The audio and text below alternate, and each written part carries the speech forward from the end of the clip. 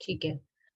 आप सभी लोग ज्यादातर जो है वो अ, लाल किताब के बारे में जानते हो। ठीक है, तो थोड़ी सी मैं आपको बता दूं इसकी जो खासियत है कि क्या है। तो कोशिश करिए कि आप स्क्रीन पे रहिए। अच्छा लगेगा मेरे को, नहीं तो मुझे लगेगा मैं दीवारों से ही बात कर रही हूँ। ठीक है जी। तो जिनका पॉसिबल है प्लीज अपना कैमरा ऑन रखिए, मुझे भी अच्छा लगेगा। ये सुपिंदर कौर बिरदी जी, आप किस नाम से आपने रजिस्टर किया हुआ है? अपना अनम्यूट करिए। सुपिंदर कौर के नाम से ही है मैम, विधि नहीं लगा हुआ बस। सुपिंदर कौर, मतलब आपने पेमेंट किस नाम से की मैम? सुपिंदर कौर के नाम से की होगी, या फिर मेरी बेटी जशनीत कौर।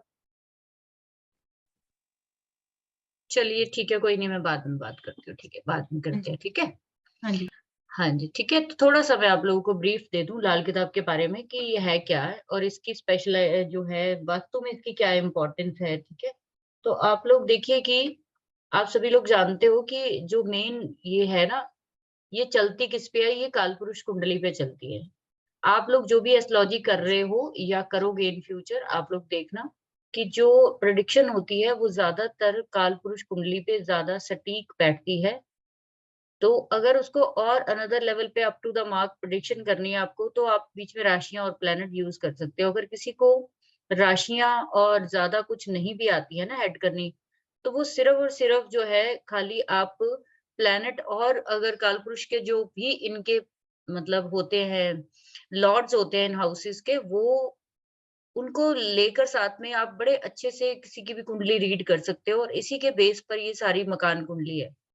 तो इसमें जो मकान कुंडली असल में बनी है ना, उसकी शेप जो है वो एक तरह से अलग तरह से बनानी दिखाई है, लेकिन उसका आपको सीखने की इतनी कोई वो नहीं है। लेकिन आप कहोगे तो मैं ग्रुप में उसकी पिक्चर डाल दूंगी कि वो कैसे इन्होंने उसको बनाया है। लेकिन उसका जो मेन है ना, क्रक्स है, वो यही है कि वो कुंडली ही है एक तरह की। ये जो हम सामने देख रहे हैं इसी तरह की ही वो कुंडली है। तो ये ज्यादा इजी है, जल्दी समझ में आएगी, इसलिए मैंने आपको इस पे करवा रही हूँ। तो हम लोग सबसे पहले जानेंगे कि जो ये लॉर्ड्स हैं, फर्स्ट हाउस का कौन होता है, थोड़ा सा आपको ये पता होना चाहिए। सेकंड हाउस का कौन है वो पता होना चाहिए। 12 हाउसेस के जो मेनली लॉर्ड्स है वो पता होने चाहिए। कोई भी आप काम करने जा रहे हो तो सबसे पहले आपको काल पुरुष के कुछ जो कहते हैं ना कि मेन फिगर्स है वो आपको पता होना चाहिए। तो आप में से कोई पर्सन है जिनको 12 हाउसेस के लॉर्ड पता हो? कोई बताना चाहेगा? नीलेश जी, आपको हाँ कालपुरुष आपको कालपुरुष कुंडली हाँ, के मालूम है अकॉर्डिंग मालूम है पता है ना? मालूम है। तो हाँ, चल, पता है पता है। आपको तो पता है लेकिन कई लोगों को नहीं भी पता होता, तो मैं बता देती हूँ कि फर्स्ट हाउस जो है वो मार्स है उसका लॉर्ड। ठीक है। और ये हमारे सर को, ब्रेन को, हमारी जो ओवरऑल पर्सनालिटी है उसको इन्फ्लुएंस करता है मार्स। तो मार्स जो है ना वो एक तरह का देह कारक है। ठीक है। देह कारक बोलते हैं इसको। जो हमारी बाहर की जो लुक है, जो हमारी सारी जो फिजिक है, वो सारी मार्स रिप्रेजेंट करता है। मार्स कहीं ना कहीं ब्लड का कारक बोलते हैं हम लोग, बड़े भाई का बोलते हैं, या सो कॉल्ड बहुत सारी चीजों का कारक तत्व है मंगल के पास। लेकिन फर्स्ट हाउस का ही लॉर्ड बनाने का जो सिंपल सा मतलब ये है कि आपके अंदर जो जन्म के बाद पहला जो असर दिखता है ना, वो खून का ही होता है, वो ब्लड से ही जुड़ता है। ठीक है, ब्लड से ही स्टार्ट होती है आपकी लाइफ। और जब तक ये ब्लड हमारी बॉडी में रहता है, हमारी फिजिक जो है वो काम करती है। ठीक है। जैसे ये ब्लड हमारी जो है समझ लीजिए कि खत्म हो गया किसी बीमारी की वजह से, या कम हो गया, तो हम क्या होता है, हमें हमें बीमारियां घेरनी शुरू हो जाती है। तो फर्स्ट का अगर लॉर्ड मंगल को बनाया तो उसके पीछे कुछ लॉजिक्स है जो बने हैं। सेकंड में जो राशि है उसको हम टॉरस बोलते हैं। तो टॉरस का जो लॉर्ड है वो वीनस है। ये थोड़ा सा इसलिए बता रही हूँ कि एकदम से सब्जेक्ट पे जाने से पहले आपको कुछ चीजें ब्रीफ में पता होनी चाहिए। तो सेकंड जो लॉर्ड है वो शुक्र है, क्योंकि शुक्र जो है आपकी कहा जाता है कि जब आप बर्थ लेते हो, फर्स्ट हाउस जो है वो आपके बर्थ का है। तो बर्थ के बाद आप जब सेकंड हाउस है आपका फूड का है, तो बच्चे को सबसे पहले दूध चाहिए, इसीलिए चंद्रमा यहाँ पे उच्च का बोला जाता है कि बच्चे को जन्म के बाद पहले माँ चाहिए, उसको और कोई रिश्ता नहीं चाहिए, सिर्फ माँ चाहिए। तो उसको माँ मिल जाए तो बस उसके लिए काफी है। और चंद्रमा से ही आप लोग दूध भी जोड़ते हैं। तो यहाँ पे जो प्लेनेट ऊंच के नीच के दिए जाते हैं, उनकी कुछ खास इंपॉर्टेंस है, इसी वजह से वो प्लेनेट यहाँ पे इनकी प्लेसमेंट इस तरीके से दिखाई जाती है। तो शुक्र आपकी एक तरह से वो वेल्थ है जो आपको मिलती है, कहाँ से? कुटुंब से। आपके परिवार ने क्या इकट्ठा किया है आपके जन्म से पहले, वो आपका सेकंड हाउस बताता है। अगर किसी का सेकंड हाउस वीक होता है या इसकी दिशा वीक होती है, तो वहां पे आपको उस पर्सन को सारी उम्र लग जाती है वेल्थ कमाने में, क्योंकि उसको एक्यूमुलेट रूप में कुछ मिलता नहीं है। ठीक है, वो खुद ही करेगा जो भी करेगा। इसके बाद थर्ड में देखिए, थर्ड में यहाँ पे बुध को जो है थर्ड हाउस का लॉर्ड बनाया गया है। तो बुध जो है आपकी वो इंटेलिजेंस है, जब आप थोड़े से बड़े होते हो, अपने बहन भाइयों के साथ, अपने पड़ोसियों के साथ, थर्ड हाउस इन सब चीजों को रिप्रेजेंट करता है ना, मुझे उम्मीद है ये सब चीजें आप जानते होंगे। तो सिबलिंग्स को रिप्रेजेंट करता है, नेबर्स को, और आपकी जो छोटी-छोटी जो जर्नीज है, उन सबको रिप्रेजेंट करता है यहाँ पे बुध। फोर्थ हाउस जो है वो चंद्रमा जो है कर्क राशि की है, और इसको हम बोलते हैं कि चंद्रमा यहाँ पे इस हाउस में कोई भी प्लेनेट कुछ भी गलत काम करने की कसम खाता है लाल किताब के अनुसार, कि फोर्थ हाउस में अगर हम जाएंगे तो राहु केतु और शनि की ये एक कंडीशन है कि वो कभी भी इस घर को खराब नहीं करेंगे, जब तक ये पर्सन राहु केतु या शनि की चीजें खुद से घर में इकट्ठी ना करनी शुरू कर दे, इन प्लैनेट से रिलेटेड गलत काम ना करना शुरू कर दे। ठीक है, तो इसलिए फोर्थ हाउस सबसे इंपॉर्टेंट होता है। यहाँ पे कोई भी प्लैनेट ना तो ऊंच का होता है ना नीच का होता है, ऐसा कुछ भी नहीं है। यहाँ पे फोर्थ और फिफ्थ हाउस जो है ये माता और पिता का घर है। ठीक है, फोर्थ हाउस आपकी मदर का घर है ना, तो फिफ्थ हाउस पिता का घर है। तो इन दोनों घरों में कोई ग्रह जो है वो बहुत कम रिजल्ट जो है वो बैड दे पाता है, बिकॉज कि जब भी कोई बच्चा माता पिता की शरण में आता है, तो माँ बाप हमेशा उसको समझा के बुझा के सही रास्ते पे लेके आने की कोशिश करते हैं। तो ईस्ट डायरेक्शन को हमारा फिफ्थ और नॉर्थ ईस्ट को हमारा फोर्थ साइन डिनोट करेगा। अभी मॉडर्न लैंग्वेज में मैं आपको बताऊंगी कि इनकी सब डायरेक्शंस को कैसे यूज करोगे आप, कि अगर मॉडर्न टाइम में, क्योंकि जब ये चीज बनी थी तो उस टाइम इन्हीं 8 डायरेक्शंस पे बात हुई थी। अभी मॉडर्नाइज करके इनकी 8 की 16 की 32 एंट्रीज जो है वो की गई। हालांकि वो विश्वकर्मा प्रकाश का पार्ट है वो, लेकिन इसके मैं आपको बता दूंगी, अगर किसी ने देखना है कि वो प्लेनेट वहां पे एग्जैक्ट नहीं मिल रहा और मैप के थ्रू आप लोग देखना चाहते हो, तो कौन सी सब डायरेक्शन उसके साथ देख सकते हो, ईस्ट के साथ या साउथ ईस्ट के साथ क्या देखेंगे। और इसी तरीके से सिक्स साइन वर्गो का है, वो नॉर्थ को बताएगा। आपका सेवन साइन जो है वो साउथ वेस्ट को, एट्स जो है वो साउथ वॉल को दिखाएगा। ये जो बात मैं कर रही हूँ डायरेक्शंस की, ये सारी डायरेक्शंस जो है लाल किताब के अकॉर्डिंग है, इसमें कंफ्यूज नहीं होना कि कहाँ से उठाई है, कैसे है। ये सारे का सारा चैप्टर वहीं का है, इसमें कुछ भी मिक्स एंड मैच नहीं किया है। ठीक है, अगर मैं करना चाहती इसमें 5 एलिमेंट भी डाल देती जो आजकल कर रहे हैं, ये भी डाल दो वो भी डाल दो। ये प्योर लाल किताब की मकान कुंडली आप तैयार करोगे अपने लिए, अपने क्लाइंट्स के लिए, राइट।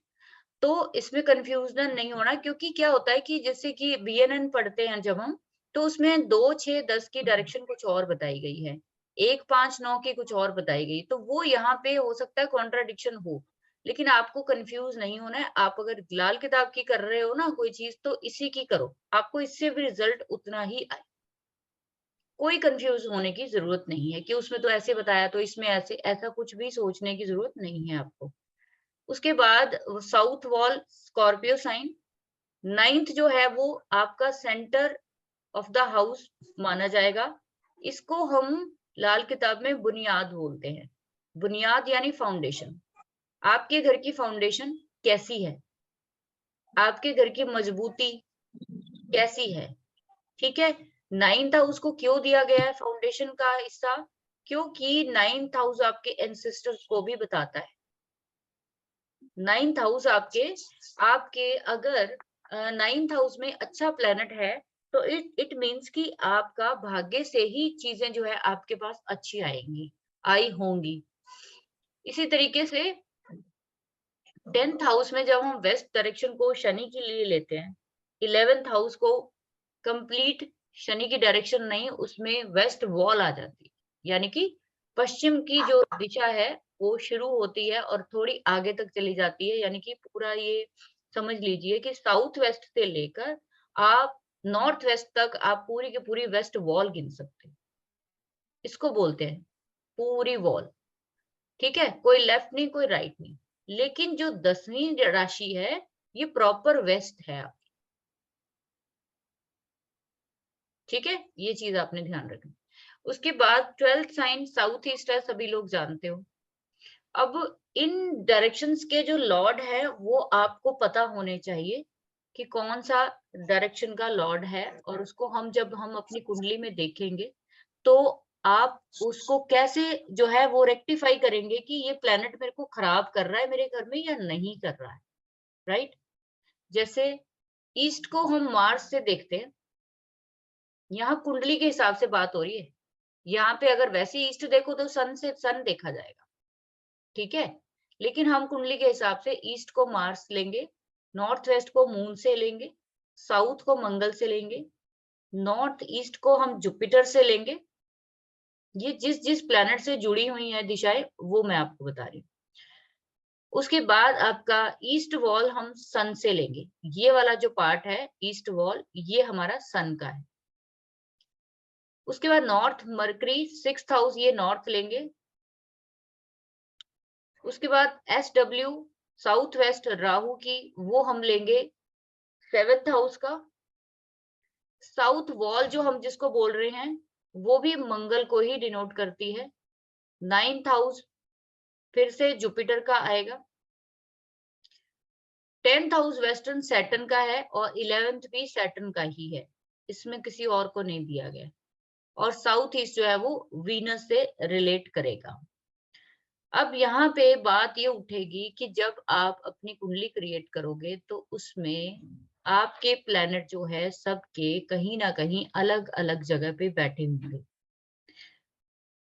ज्यादातर लोग गलती क्या करते हैं मकान कुंडली बनाते हुए, या तो वो वैदिक के हिसाब से जो मकान कुंडली मून की बनती है उससे बना देते हैं, या फिर वो समझ लीजिए कि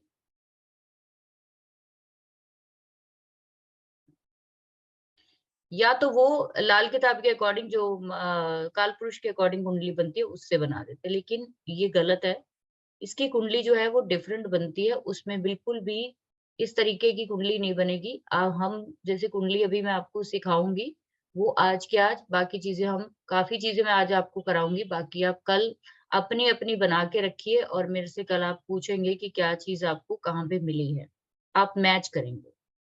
बनानी कैसे है जिसका भी कोई क्वेश्चन हो आप लोग नोट करिए, हम लोग एंड में उसको लेंगे आराम से, और सबकी क्वेश्चंस के क्लियर जरूर होंगे, आप इस चीज की बिल्कुल टेंशन नहीं लेनी। अभी जैसे यहाँ पे लिखा है लग्न कुंडली बनाएंगे कैसे, कि हमने अपना वास्तु देखना है घर का लाल किताब के अकॉर्डिंग। तो आपको करना क्या है कि अपनी लग्न कुंडली देखनी है। हालांकि यहाँ पे आप देखोगे कि लाल किताब में बार बार बोला जाता है ना नक्षत्र देखने हैं, ना कोई आपको राशियां देखनी है, ना डिग्री देखनी है, तीनों चीजें नहीं देखनी, तीनों को डिनाई कर दिया गया। लेकिन इंटरनली बात यह है कि लाल किताब बहुत जगह पे राशि की बात करता है, बहुत जगह जो है वो डिग्रीज की बात होती है, वो डिकोडिंग लैंग्वेज में होती है, वो हिडन लैंग्वेज में बात की गई है, लेकिन डायरेक्ट नहीं बोला गया। जब भी आप चंद्र कुंडली बनाओगे उसमें सबसे ज्यादा इंपॉर्टेंस आपके लगन की है। आप लोगों का सबका अपना अपना लगन होगा एक नंबर का, और उस लगन के नंबर को आपने देखना है। मान लीजिए किसी का 5 नंबर का लगन है, जैसे मैंने एग्जांपल दिया यहाँ पे 5 नंबर का लगन है, राइट? अब 5 नंबर का लगन है तो आपने क्या करना है, जहां भी आपका चंद्रमा बैठा है, जहां भी आपका चंद्रमा बैठा है लगन कुंडली में, उसको आपने वहां से उठा देना है। उठा के आपने जितने नंबर का लगन है उतने घर पे ले जाके उसको प्लेस कर देना है। मान लीजिए ये 5 नंबर का है तो हम 5 नंबर आगे चलेंगे, 1, 2, 3, 4 एंड 5। इस मून को उठा के हम इसको यहाँ लेकर आएंगे। ठीक है, फर्स्ट काम ये करना है आपको।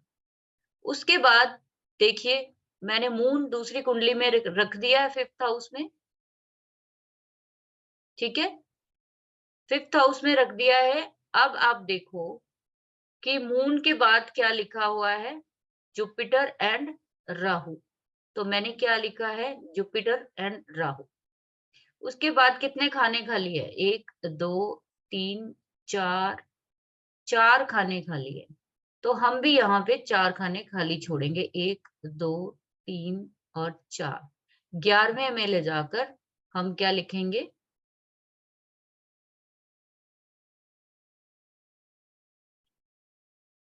सॉरी, 1, 2, 3, 4, 5, 5 खाने खाली हैं।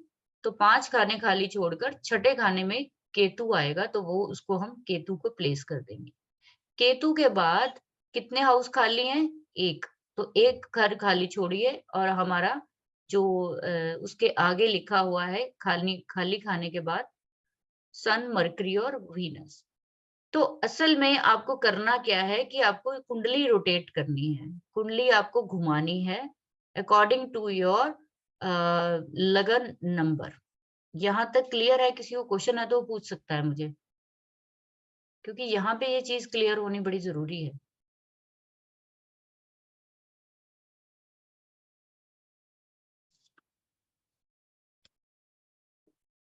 अनम्यूट होकर मुझे बताइए कि यहाँ तक क्लियर है आपको? हाँ जी मैम। मैम अगर यहाँ पे ऐसे हो, अगर 9th राशि लिखी हुई हो और मून 9 में हो, तो फिर आप 9 घर आगे जाकर मून को लिखेंगे। फिर मैम वहीं पे आ जाएंगे हम तो घूम के। कैसे घूम के आ जाएंगे वहीं पे? अगर मैम किसी 1, का 2, 3, अगर 4, किसी 5, का 6, 7, 8, 9 में नहीं चले नहीं, गए वापस। अगर किसी का यहाँ पे 9 नंबर लिखा है हाँ जी। तो और 9 मून भी 9 नंबर नंबर। आगे, 9 नंबर आगे काउंट करेंगे ना आप। हाँ जी। तो मून कहाँ है आपका? 9 में। 9 में है ना, तो 9 घर आगे जाइए ना, 9 में है। 9 राशि में है या 9th हाउस में है? 9th हाउस में। 9th हाउस में है, तो क्या नंबर आपका लगन है? 9। तो 9 घर आगे जाएंगे तो कोई बात नहीं, आपका वही बन जाएगा, फिर वही फिर प्लेस वहीं आ होगा, गए। वही प्लेस होगा वो। तो यानी कि मैम सेम होगा लगन, ये मतलब रोटेट नहीं होगी, सारे घर नहीं वहीं के वहीं रह नहीं, जाएंगे। रोटेट रोटेट होंगे, अभी मैं बताऊंगी आपको। ऐसे भी कुंडलियां होती है, ठीक है? तो वो होगी रोटेट, आगे मैं बताती हूँ नेक्स्ट स्टेप में। यहाँ अच्छा। तक सभी को क्लियर क्लियर है नीलेश जी? कोई कंफ्यूजन? ओके, क्लियर है मैडम। ओके। अभी क्या करना है, जैसे मैम आपने बोला कि आपकी असल में क्या होता है कि कई लोगों का सेम निकल आती है लगन कुंडली भी और चंद्र कुंडली भी। ठीक है, अभी आप अगर करना चाहते हो इसको, तो अभी नेक्स्ट स्टेप क्या करना है, जब आप इस तरीके से कुंडली बना लोगे, 2 तरीके से कुंडली बन सकती है। या तो आप ले जाके उसको 5वें खाने में रख दो। एक तो कुंडली हमारी ये तैयार हो गई है कि आपका मून जो है वो कौन से खाने का माना जाएगा, 5वें खाने का। सिंपल सी चीज है, जितने नंबर का आपका लगन है उस घर में उतने नंबर पे आपका मून चला जाएगा। उसके बाद पूरी कुंडली रोटेट कर दीजिए। ठीक है, इसके बाद जहां भी एक खाली कुंडली बनाएंगे आप लोग। जस्ट अ मिनट, मैं ना वो शेयर कर लेती हूँ ताकि आपको कंफ्यूजन ना हो। मैं आपको लास्ट में एग्जांपल देती हूँ, ठीक है? अभी आप यहाँ पे समझिए, कोई कंफ्यूजन होती है तो क्लियर करते हैं हम। तो सबका यहाँ पे क्लियर हो गया यहाँ पे कि आपको लगन वाले नंबर पे वो लेकर जाना है। नेक्स्ट क्या करते हैं हम लोग कि इसी एग्जाम्पल को जैसे मैंने दिया है, कैसे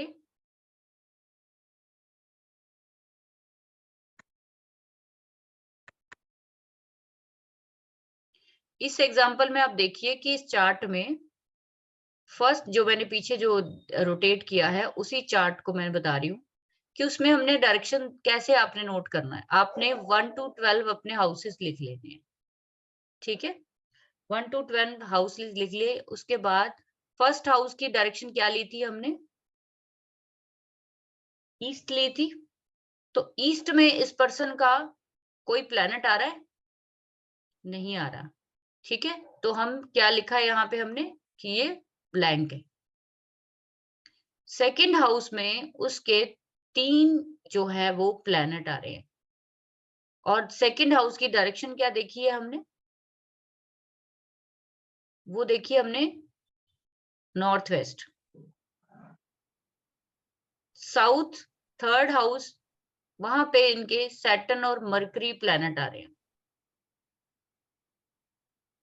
फोर्थ हाउस में नॉर्थ ईस्ट डायरेक्शन है बट वहां कोई प्लैनेट नहीं शो हो रहा, तो उसको हम क्या कर देंगे? ब्लैंक कर देंगे। फिफ्थ हाउस में उनके मून है तो आप वहां पे मून लिखेंगे। सिक्स्थ हाउस में जुपिटर एंड राहु है तो नॉर्थ दिशा में जुपिटर और राहु लिखेंगे। जो मैंने डायरेक्शंस बताई हैं वो सारी की सारी आपने यहाँ पे लिख लेनी है जैसे मैंने आपको बताई। साउथ वेस्ट 7th हाउस खाली है, साउथ 8th हाउस खाली है, नॉर्थ ईस्ट 9 नंबर खाली है, वेस्ट खाली है, 11 खाली है और 12 भी खाली है। तो अब ये समझेंगे कैसे इस चीज को? तो आप अगर किसी पर्सन को बोलोगे कि आपके नॉर्थ वेस्ट में सन, मरकरी और वीनस, इन तीनों चीजों का एलिमेंट्स जो है, ऑब्जेक्ट्स जो है उनके नॉर्थ वेस्ट में आपको मिलेंगे, जिनका ये एग्जाम्पल चार्ट है। बिल्कुल उनके 100% चीजें जो है वो मैच हुई, सभी की मैच होती, ठीक है। ओके इसके बाद यहाँ तक क्लियर है सभी को? इस तरीके से आपने अपने अपने चार्ट को बनाना है। ये मैं जो शीट है, ये जो पीडीएफ है मैं ग्रुप में डाल दूंगी अभी, ठीक है। अभी आप देखो यहाँ तक क्लियर है, चलें आगे? हाँ मैडम। ठीक है।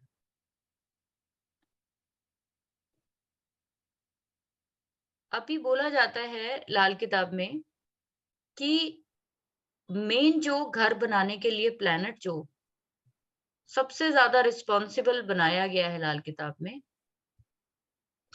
वो बनाया गया है सैटर्न को।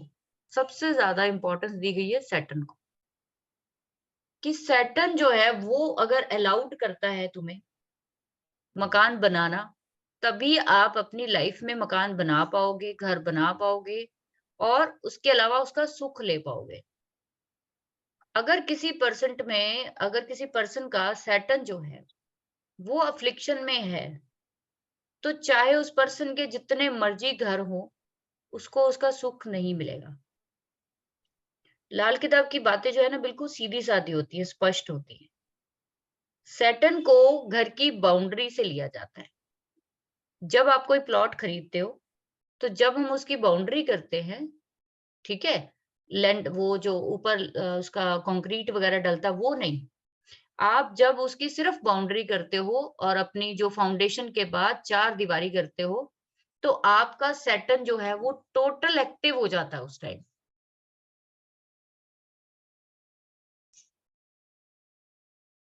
सैटर्न जो है अगर आपका अफ्लिक्शन में नहीं है तो बाउंड्री भी खड़ी होगी, उसके बाद छत भी डलेगी, फर्श भी डलेगा, सब कुछ ठीक ठाक होगा और आप प्रोग्रेस करेंगे।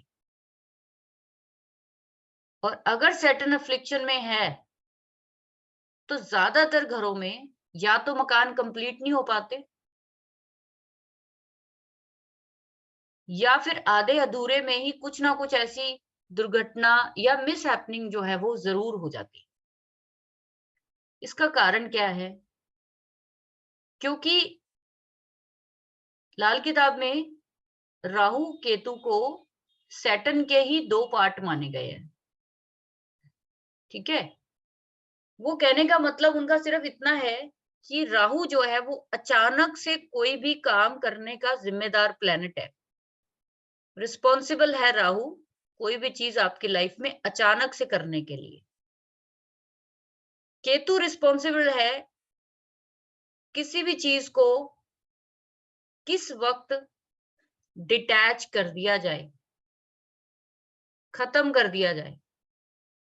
वो केतु, सैटर्न को लोग सैटर्न समझते हैं, असल में सैटर्न नहीं है, वो राहु और केतु के अकॉर्डिंग चलता है। अगर आपकी कुंडली में सैटर्न अच्छा है, राहु केतु कुछ नहीं बिगाड़ सकते आपका। अगर सैटर्न खराब है तो 2 प्लेनेट और खराब हो गए, राहु और केतु। उसका रीजन ये बताया गया है कि सैटर्न ने अपनी मुसीबतों से बचने के लिए 2 एजेंट पाल रखे हैं, जिनको हम राहु और केतु कहते हैं। तो जब जब भी उस पे कोई प्रॉब्लम आएगी सैटर्न पे, तो वो क्या करेगा, इन दोनों पे अपनी मुसीबत डाल देता है। इसीलिए घर में अचानक से कोई दुर्घटना, मकान बनते हुए, मेरे पास बहुत सारे एग्जाम्पल्स हैं जिनमें सैटर्न जो है फ्लिक्शन में हुआ था, ये पूरी कुंडली में, और उन पर्सन ने जब से मकान बनाया, मतलब विद इन 1 ईयर, ज्यादातर लोगों का, ये कोई डरने डराने वाली बात नहीं, ये एक्चुअल चीज बता रही हूँ आपको, जो मैंने अपने एक्सपीरियंस किया, क्यों मैंने इसको इतनी इंपॉर्टेंस अपनी लाइफ का मेन पार्ट बनाया मकान कुंडली को, क्योंकि मैंने बहुत लोगों की लाइफ में खराबियां होती देखी हैं मकान बनने के बाद। विद इन 1 ईयर वो पर्सन जो 50 साल से उस मकान में रह रहे थे, कोई रोग नहीं था, कोई शत्रु नहीं था, कोई बीमारी नहीं थी, गरीबी में थे बट अच्छे थे। जैसे ही उन्होंने मकान की फाउंडेशन डाली, 4 दीवारी खड़ी की, ऊपर छत डलने वाली थी, और करते करते करते कि उन लोगों को शायद एंट्री भी उस घर में करनी नसीब नहीं, वो वहां एंट्रेंस से पहले ही निकल गए दुनिया से। तो ये बड़ा सीरियस मैटर है, कभी भी मकान को लेकर लीनियर नहीं होना चाहिए लाइफ, कि हम लोग कहीं से भी कुछ भी खरीद लें, कुछ भी कर लें, नहीं। आप जब तक मकान नहीं बनाते, जब तक सैटर्न आपका खराब है, जब तक आप मकान नहीं बनाओगे, आप बचे रहोगे। लेकिन शनि कहता है कि मैं सांप हूं, अगर तुम मुझे छेड़ोगे तो फिर उसके आगे कोई भी जो है वो चीज बचती नहीं। राहु जो है वो छत से जोड़ी जाती है, राहु को छत से जोड़ा जाता है, जो आपका लेंटर पड़ता है, ऊपर रूफ है, ये आपका राहु है। और जो जो आपकी एंट्रेंस की जो दरवाजा है, उसकी चौखट कह लीजिए, वो जो हो सकता है वारा प्रसाद प्रसाद जी, आपको समझ आ रही है मेरी बात? जी मैडम। जहां भी आपको लगे मुझे बताना। आपको कह रहे थे ना हिंदी में थोड़ी दिक्कत है, तो मुझे बता देना जहां भी आपको दिक्कत लगे, ठीक है? तो जब भी आपकी जब बाउंड्री हुई तो सैटर्न आपका आ गया, और जैसे ही आपने क्या किया, लेंटर डाला कंक्रीट से, और आपकी रूफ तैयार हुई, देन राहु एक्टिव हुआ। उसके बाद नेक्स्ट, जब आप अपना फर्श का लेवल इक्वल करते हो, तब आपका केतु का प्लैनेट जो है वो एक्टिव होता है।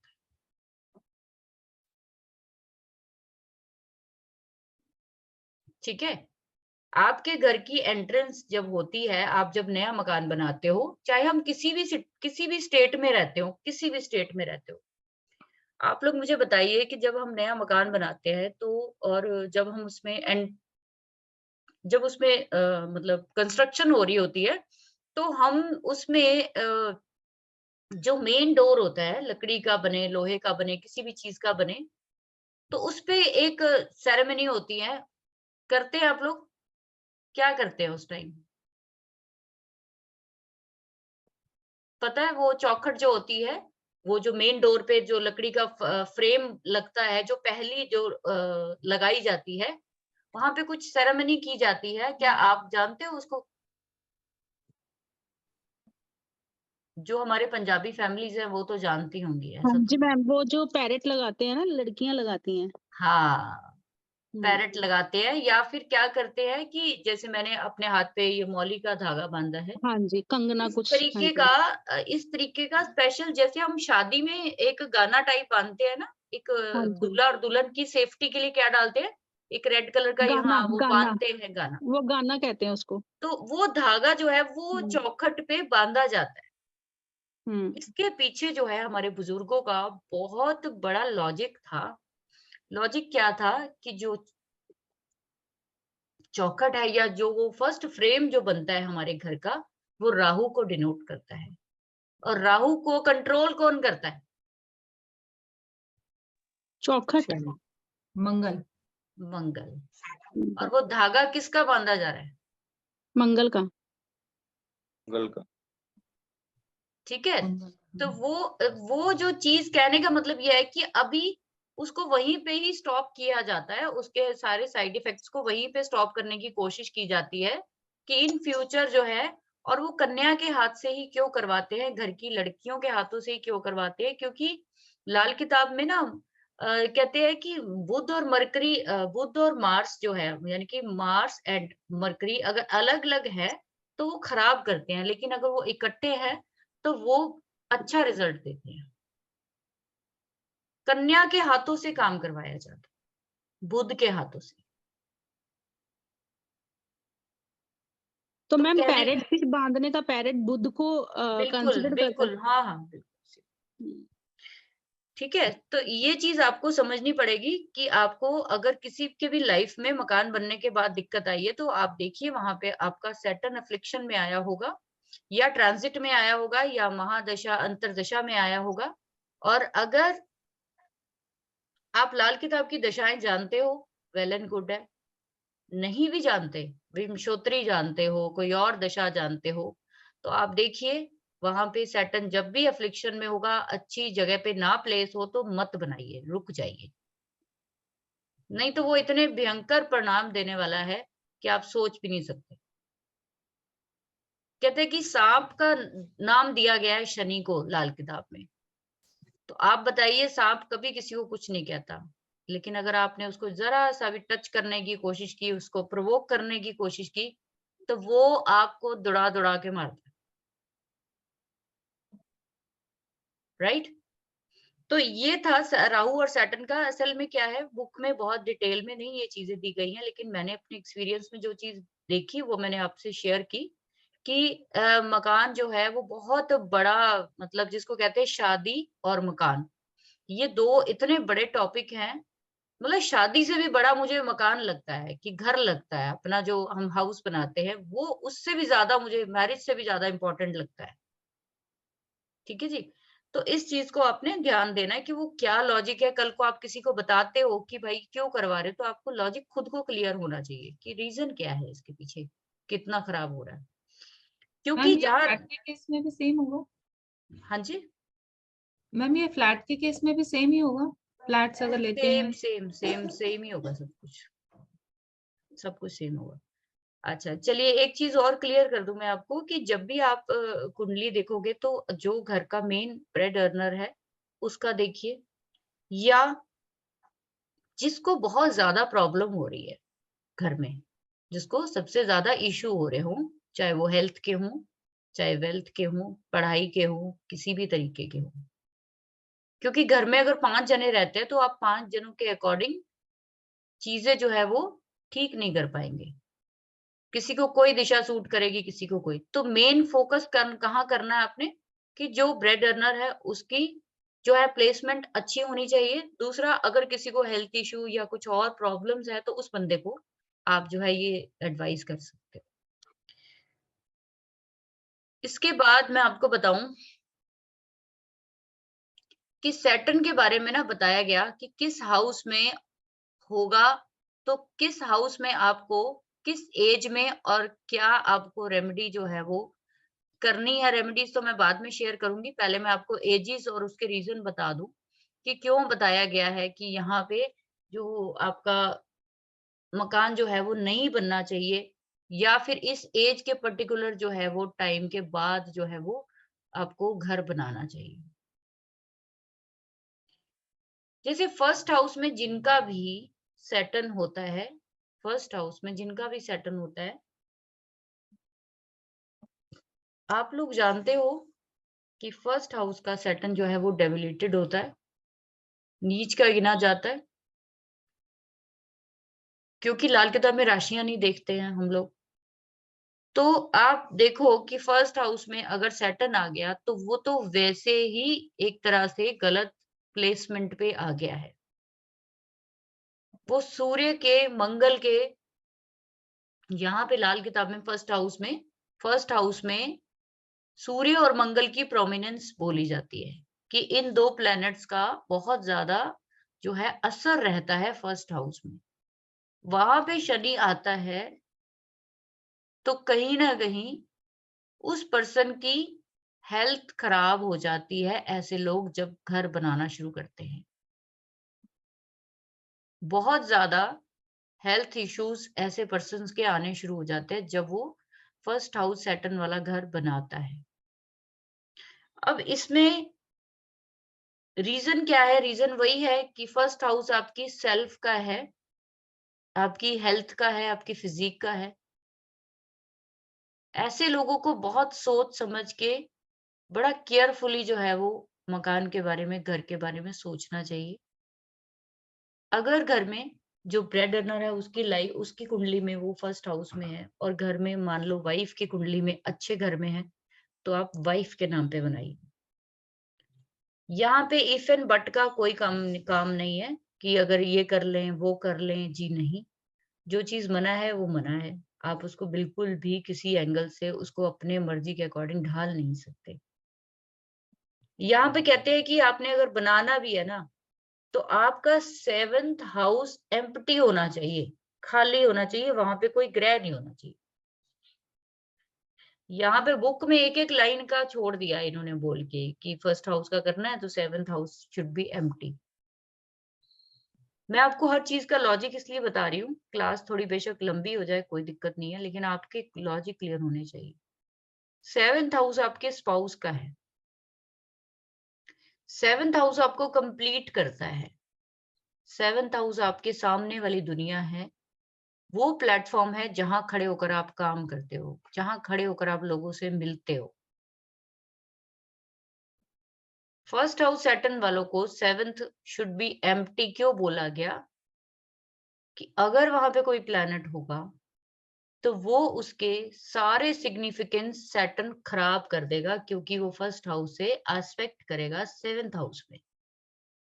तो क्या होगा ऐसे में? सारे के सारे जो भी प्लैनेट होगा वहां पे उसको खराब कर देगा।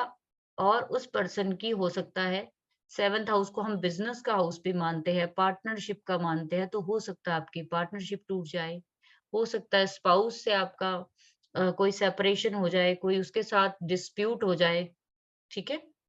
हो सकता है सामने जो आपके, जैसे मैंने बोला कि सामने वाली ऑडियंस होती है 7th हाउस जो आपको पूरा करता है। जैसे मेरे लिए आप 7th हाउस हो इस टाइम। क्यों 7th हाउस हो? क्योंकि मैं फर्स्ट हाउस से बोल रही हूँ और आप मेरे 7th हाउस में बैठकर मेरी बात सुन रहे हैं। जब हम किसी को कुछ बोलेंगे और सामने वाला अगर सुनने वाला नहीं है, आज मेरी क्लास में आप लोग बैठे हो, मान लो यहाँ पे आप ना हो, तो मेरा बोलना क्या उसका कोई वर्थ है? नहीं होगा ना। तो इसीलिए यहाँ पे बोला गया कि वहां पे कोई प्लेनेट नहीं है तो उसकी दृष्टि खाली जाती है, कोई बात नहीं, आप बना सकते हो, नहीं तो वो आपके नुकसानदेह हो जाएगा सभी चीजों के लिए। जो जो 7वें घर के समझिए कि गुण है वो सारे के सारे वो खराब कर देगा अगर वहां कोई प्लेनेट है। सेकंड हाउस में सैटर्न होता है, तो सेकंड हाउस में सैटर्न को बोला जाता है कि ऐसे लोगों को जल्दी से जल्दी जैसा भी घर बने, छोटा बने, बड़ा बने, 1 कमरे का बने, 4 कमरे का बने, बट ऐसे लोगों को जल्दी से जल्दी अपना घर बनाना चाहिए। मैडम ये लगन कुंडली में देखना है, चंद्र कुंडली में? चंद्र कुंडली में वास्तु सारा का सारा चंद्र कुंडली से होना है। ठीक है, इसमें कोई लगन कुंडली का इस्तेमाल नहीं होगा। अभी हम एक एग्जाम्पल लेंगे, फिर मैं आपको बताऊंगी वो मैच होता है कि नहीं होता। ठीक है, तो यहाँ पे सेकंड हाउस में बोला गया सैटर्न है, तो आप जल्दी से जल्दी घर बना लीजिए। तो ऐसे में क्यों बोला गया है? क्योंकि सेकंड हाउस आपकी अपनी फैमिली का है। सेकंड हाउस क्या है? आपकी अपनी फैमिली का है। तो ऐसे में अगर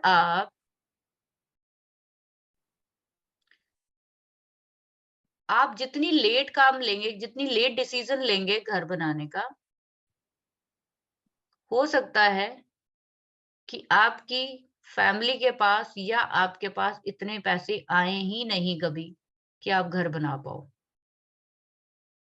हो सकता है आप कभी जुगाड़ कर ही ना पाओ घर के। दूसरा, सेकंड हाउस की एक और बड़ी जरूरी इंपॉर्टेंस चीज है, आपका स्पाउस कौन है? आपका स्पाउस 7th हाउस हुआ, राइट? और आपका ससुराल क्या है? तो आपके स्पाउस का ससुराल कौन हुआ?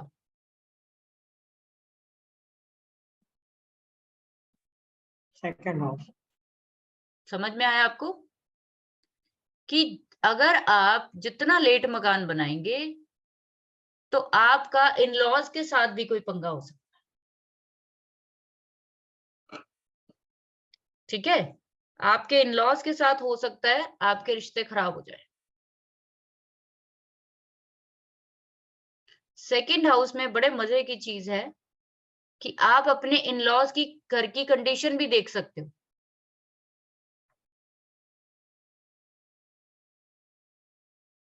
अभी जब आप कल अपने आज होमवर्क के तौर पे कल आप अपनी चंद्र कुंडली बनाना और देखना कि क्या आपके सेकंड हाउस में जैसे हालात हैं, क्या वैसे आपके ससुराल के हालात हैं, आपकी मतलब आपकी फैमिली के जो हालात है।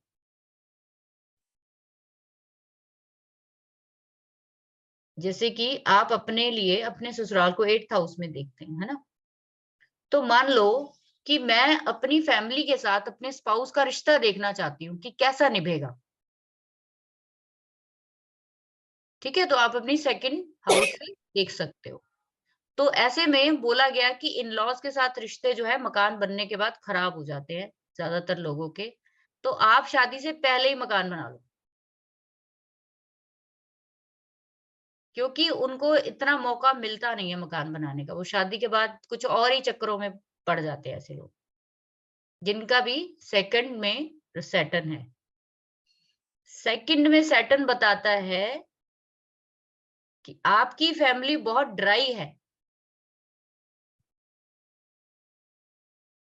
ड्राई इन द सेंस कम बोलने वाली, दूसरों से ज्यादा मिक्स नहीं होने वाले लोग। तो सैटर्न जहां भी है ना अपने पूरे गुण देता है, तो वो आपके स्पाउस के साथ नहीं बनने वाली। क्योंकि सैटर्न क्या है ना, छोटे लोगों को दिखाता है, हार्ड वर्कर को दिखाता है, 9 to 5 जो अपने काम से काम रखने वाले लोग होते हैं उनको दिखाता है। बड़ा इंपॉर्टेंट ये चीज है। ठीक है, तो ये चीजों को इसलिए बोला जाता है कि आप फटाफट जो है मकान मैरिज से पहले ही बना लो। अगर बाद में भी बनाने का मौका मिल रहा तो जल्दी कर लो, आप देर मत करो। उसके बाद थर्ड हाउस में सैटर्न को लेकर आए हैं, तो उसमें बोला गया कि आपको 2 डॉग्स पाल लेने हैं पहले, फिर आप मकान बनाइए।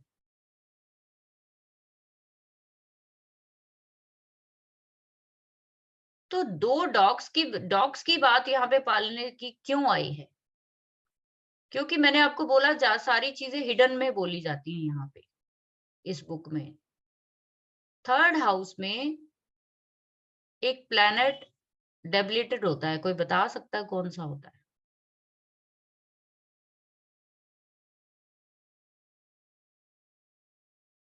केतु मैम। केतु में। यस। तो पालने को किसको कहा जा रहा है? केतु को। क्योंकि उनको पता है अगर सैटर्न किसी का थर्ड हाउस में खराब हुआ और उसको कोई साइड इफेक्ट होना हुआ, तो अगर वो केतु की यानी कि राहु और केतु में से एक की भी पालना कर लेगा वो, तो वो बच जाएगा, वहां पे उसका साइड इफेक्ट नहीं होगा। सैटर्न फोर्थ हाउस में है, ये तो सबसे ज्यादा इंपॉर्टेंट है, सबसे ज्यादा आपको ये कुंडलियों में देखने को मिलेगा कि जिनका भी सैटर्न फोर्थ हाउस में है उनकी हार्दिक इच्छा है कि मेरा घर कब बने।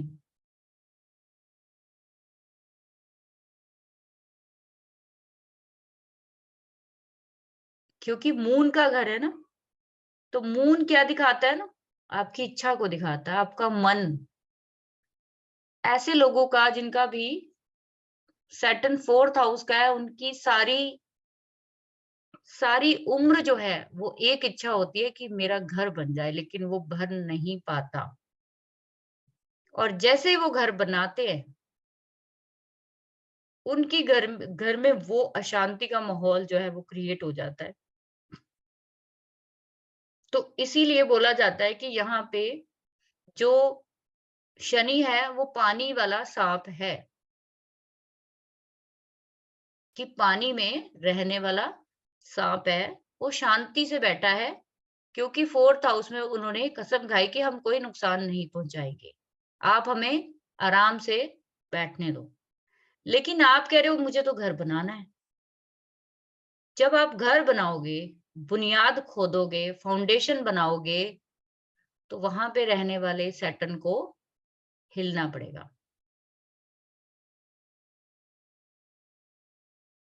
तो इसलिए सबसे ज्यादा डेंजरस मैंने अपनी लाइफ में प्रॉब्लम देखी है सैटर्न फोर्थ हाउस के साथ। वाकई इन लोगों के साथ जो है लाइफ में, ये लोग जब से मकान बनाते हैं, या वो चेक कर सकते हैं कि अगर उन्हें मिला भी है सैटर्न फोर वालों को, आप चेक करिए, वो लोग अपने घर में लेबर की तरह काम करते हैं, वो अपने घर का नौकर है सैटर्न फोर। तो इसलिए बोला जाता है कि ठीक है, आप किसी और के नाम पे बना लीजिए, कोई टेंशन वाली बात नहीं, किसी का तो अच्छा होगा जहाँ पे रेमेडी करके हम बना सकते हैं। लेकिन कई लोगों को ये होता है कि भाई मुझे तो अपने नाम पे बनाना है, वाइफ के नहीं बनाना, ये है वो है, सो कॉल्ड। तो ये गलत चीज है, ठीक है। वो सभी का नुकसान होने से अच्छा है कि एक जना अपना मन मार ले कि कोई बात नहीं। उसके बाद फिफ्थ हाउस में सैटर्न है, तो ऐसे में बोला गया कि 48 की एज के बाद आपको घर बनाना चाहिए, ठीक है। 48 के बाद आप घर बना सकते हो, उसमें कोई दिक्कत नहीं है। इतना आपको बस बोला गया है कि फिफ्थ हाउस में। इसके साथ ही बोला गया कि जब भी आप घर बनाओ, तो साथ के साथ आपको, जब तक आपका घर बनता है तब तक आपको सैटर्न की चीजों की डोनेशन करते रहना है, ठीक है। सैटर्न की चीजें आप लोग जानते हो, ब्लैक दाल हो गई, आयरन की चीजें हो गई, ये सब चीजें जितनी भी सैटर्न से जुड़ी हुई हैं, जूता चप्पल, ये सब चीजें हो गई, ठीक है। ये सब आपको डोनेट करते रहना। सैटर्न सिक्स्थ हाउस में 36 और 39 इस एज के बीच में आप बना सकते हो, कोई इसमें परेशानी वाली बात नहीं है। बट 36 से पहले नहीं बनाना जब तक, क्योंकि 36 की एज लाल किताब में शनि की एज बोली गई है। तो यहाँ पे बोला गया कि सैटर्न की जब एज आएगी 36, आप तब मकान बना सकते हो, घर बना सकते हो आप, इसमें कुछ भी आपको करना नहीं। सेवेंथ हाउस में सैटर्न है, तो देखिए आप कितनी अच्छी चीज है कि सेवेंथ हाउस में सैटर्न जो है वो क्या होता है, एग्जॉल्टेड होता है, उच्च का बोला जाता है, राइट। उसके बावजूद भी यहाँ पे बोला गया कि अगर आपको घर बनाना है ना, तो अपने एंसेस्टर्स के घर की दहलीज वही जो फ्रेम मैंने बोला ना, डोर का फ्रेम जो होता है, वो आपको पुराने अपने एंसेस्टर्स के घर का यूज करना चाहिए अपने नए घर में।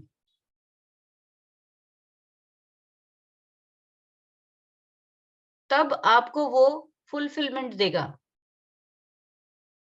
आज के टाइम में ये चीज बिल्कुल भी पॉसिबल नहीं है कि हम अपने एंसेस्टर की कोई फ्रेम लाके उठा के पुराने का हम अपने घर में, कोई लगाएगा? नहीं लगाएगा। तो ऐसे में आप कोशिश करिए कि कोई भी चीज अपने एंसेस्टर्स की अपने घर में जरूर लगाइए। अगर वो फ्रेम मिल जाता है लकड़ी का, बेशक एक टुकड़ा ही मिल जाए, कुछ भी मिल जाए, उनके कहने का मतलब ये है कि यहाँ पे वही बात आती है कि यहाँ पे हिडन चीजों में बोला गया है कि यहाँ से बैठकर सैटर्न जो है थर्ड दृष्टि से 9th को देखता है। तो वो क्यों चीज बोली गई है कि जब आप ये यहाँ पे घर बनाओगे तो कहीं ना कहीं आपका भाग्य जो है वो वीक हो सकता है। हो सकता है फादर को कोई दिक्कत हो जाए, हो सकता है आपके एंसेस्टर्स के साथ जो भी है आपका कोई, कहते हैं ना कि कोई आपको नुकसान हो जाए किसी भी चीज का, तो आपको अपने एंसेस्टर्स का कोई ना कोई चीज जो है अपने घर में लगानी पड़े, तब वो आपको ठीक ठाक रिजल्ट देगा। 8th हाउस में राहु जो है, 8th हाउस में सैटर्न जो है,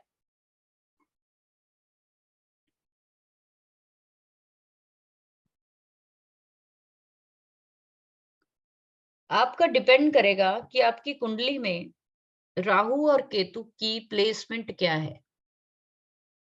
सैटर्न 8th हाउस में बैठा है और आपका राहु कहाँ बैठा है, मान लो 4th हाउस में। ऐसे में आपको यहाँ पे राहु तो ये बोल रहा है 4th हाउस में बैठकर कि मुझे आप हिलाइए मत, मेरे खिलाफ कोई काम मत करिए, तो मैं कुछ नहीं करूंगा। आपने क्या किया, घर बना दिया, और आपने क्या किया, राहु को खराब कर दिया, टॉयलेट तोड़वा दिया, राहु को खराब कर दिया। तो अब सैटर्न का भी यहाँ पे खराबी शुरू हो जाएगी 8th हाउस में।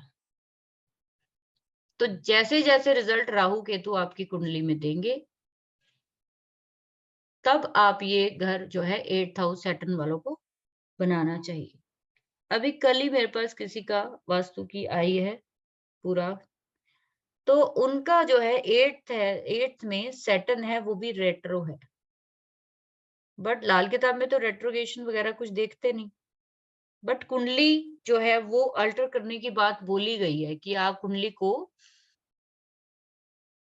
शोधित जरूर करिए, उसको जो है ना अल्टरेशन जरूर करिए उसकी, कि हो सकता है वो प्लेनेट आगे या पीछे चला जाए।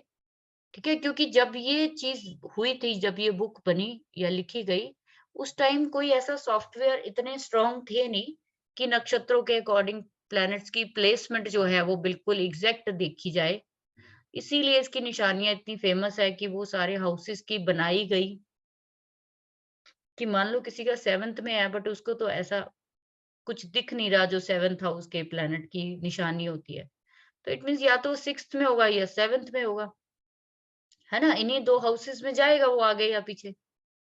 तो आज के टाइम में अगर किसी को लगता है कि मेरा केपी चार्ट में, जिसको हम नक्षत्र चार्ट भी बोलते हैं, कस्प चार्ट भी बोलते हैं, आप लोग अपने प्लैनेट को चेक कर सकते हो कस्प चार्ट में कि क्या मेरा कोई प्लैनेट मूव हुआ है किसी हाउस में। आप उसके अकॉर्डिंग भी अपनी चंद्र कुंडली को अल्टरेट कर सकते हो। अगर आपको लगन के अकॉर्डिंग बनाई हुई चंद्र कुंडली का मैच नहीं हो रहा, यहीं पे लोग गड़बड़ कर जाते हैं कि वो मैच करते रहते हैं लगन के चंद्र के अकॉर्डिंग, लेकिन उनका होता नहीं, क्योंकि उनका कस्प चार्ट जो है वो हिल गया होता है। तो आपको एक कुंडली और वो भी बना के देख लेनी चाहिए कि क्या उसके अकॉर्डिंग मेरी सारी डायरेक्शंस मैच हो रही हैं।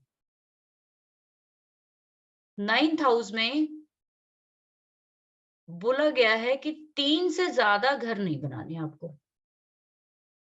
सैटर्न 9th वालों को बोला गया 3 से ज्यादा घर नहीं बनाने, 2 बना लो, तीसरे की बात नहीं करनी है आपको बनाने की, क्योंकि 3 का मतलब केतु है।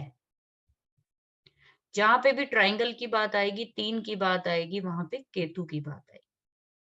तो आपको क्या करना है, घर या तो 2 से ज्यादा नहीं बनाने। जैसे ही आप तीसरा मकान बनाओगे तो ये जो भाग्य के घर में सैटर्न बैठा है वो आपका भाग्य हिला देगा। 10th हाउस में सैटर्न है,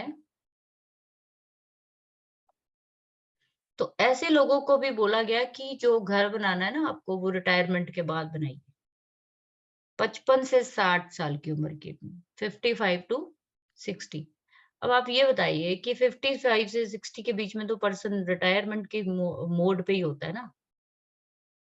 तो ऐसा इसलिए बोला गया क्योंकि 10th हाउस आपके प्रोफेशन का है, आप घर बनाएंगे, प्रोफेशन आपका बंद हो जाएगा, इसलिए वहां पे सैटर्न अपने घर में बैठा हुआ है 10th में। ऐसे लोगों को जब तक या तो किसी और के नाम पे बनाए, या फिर जब तक उनका प्रोफेशनल लाइफ चल रही है तब तक मकान बनाने की ना सोचे। 11th हाउस में सैटर्न होता है, तो ऐसे लोगों को स्पेशली बोला गया साउथ फेस अवॉइड करना है, और वही 55 की एज के बाद वो घर जो है वो बनाएंगे।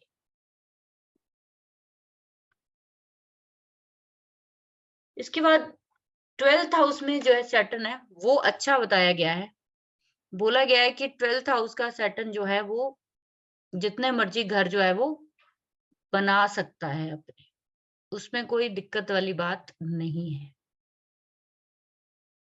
ठीक है, यहाँ तक क्लियर है सभी को? किसी का कोई क्वेश्चन हो तो बता दो।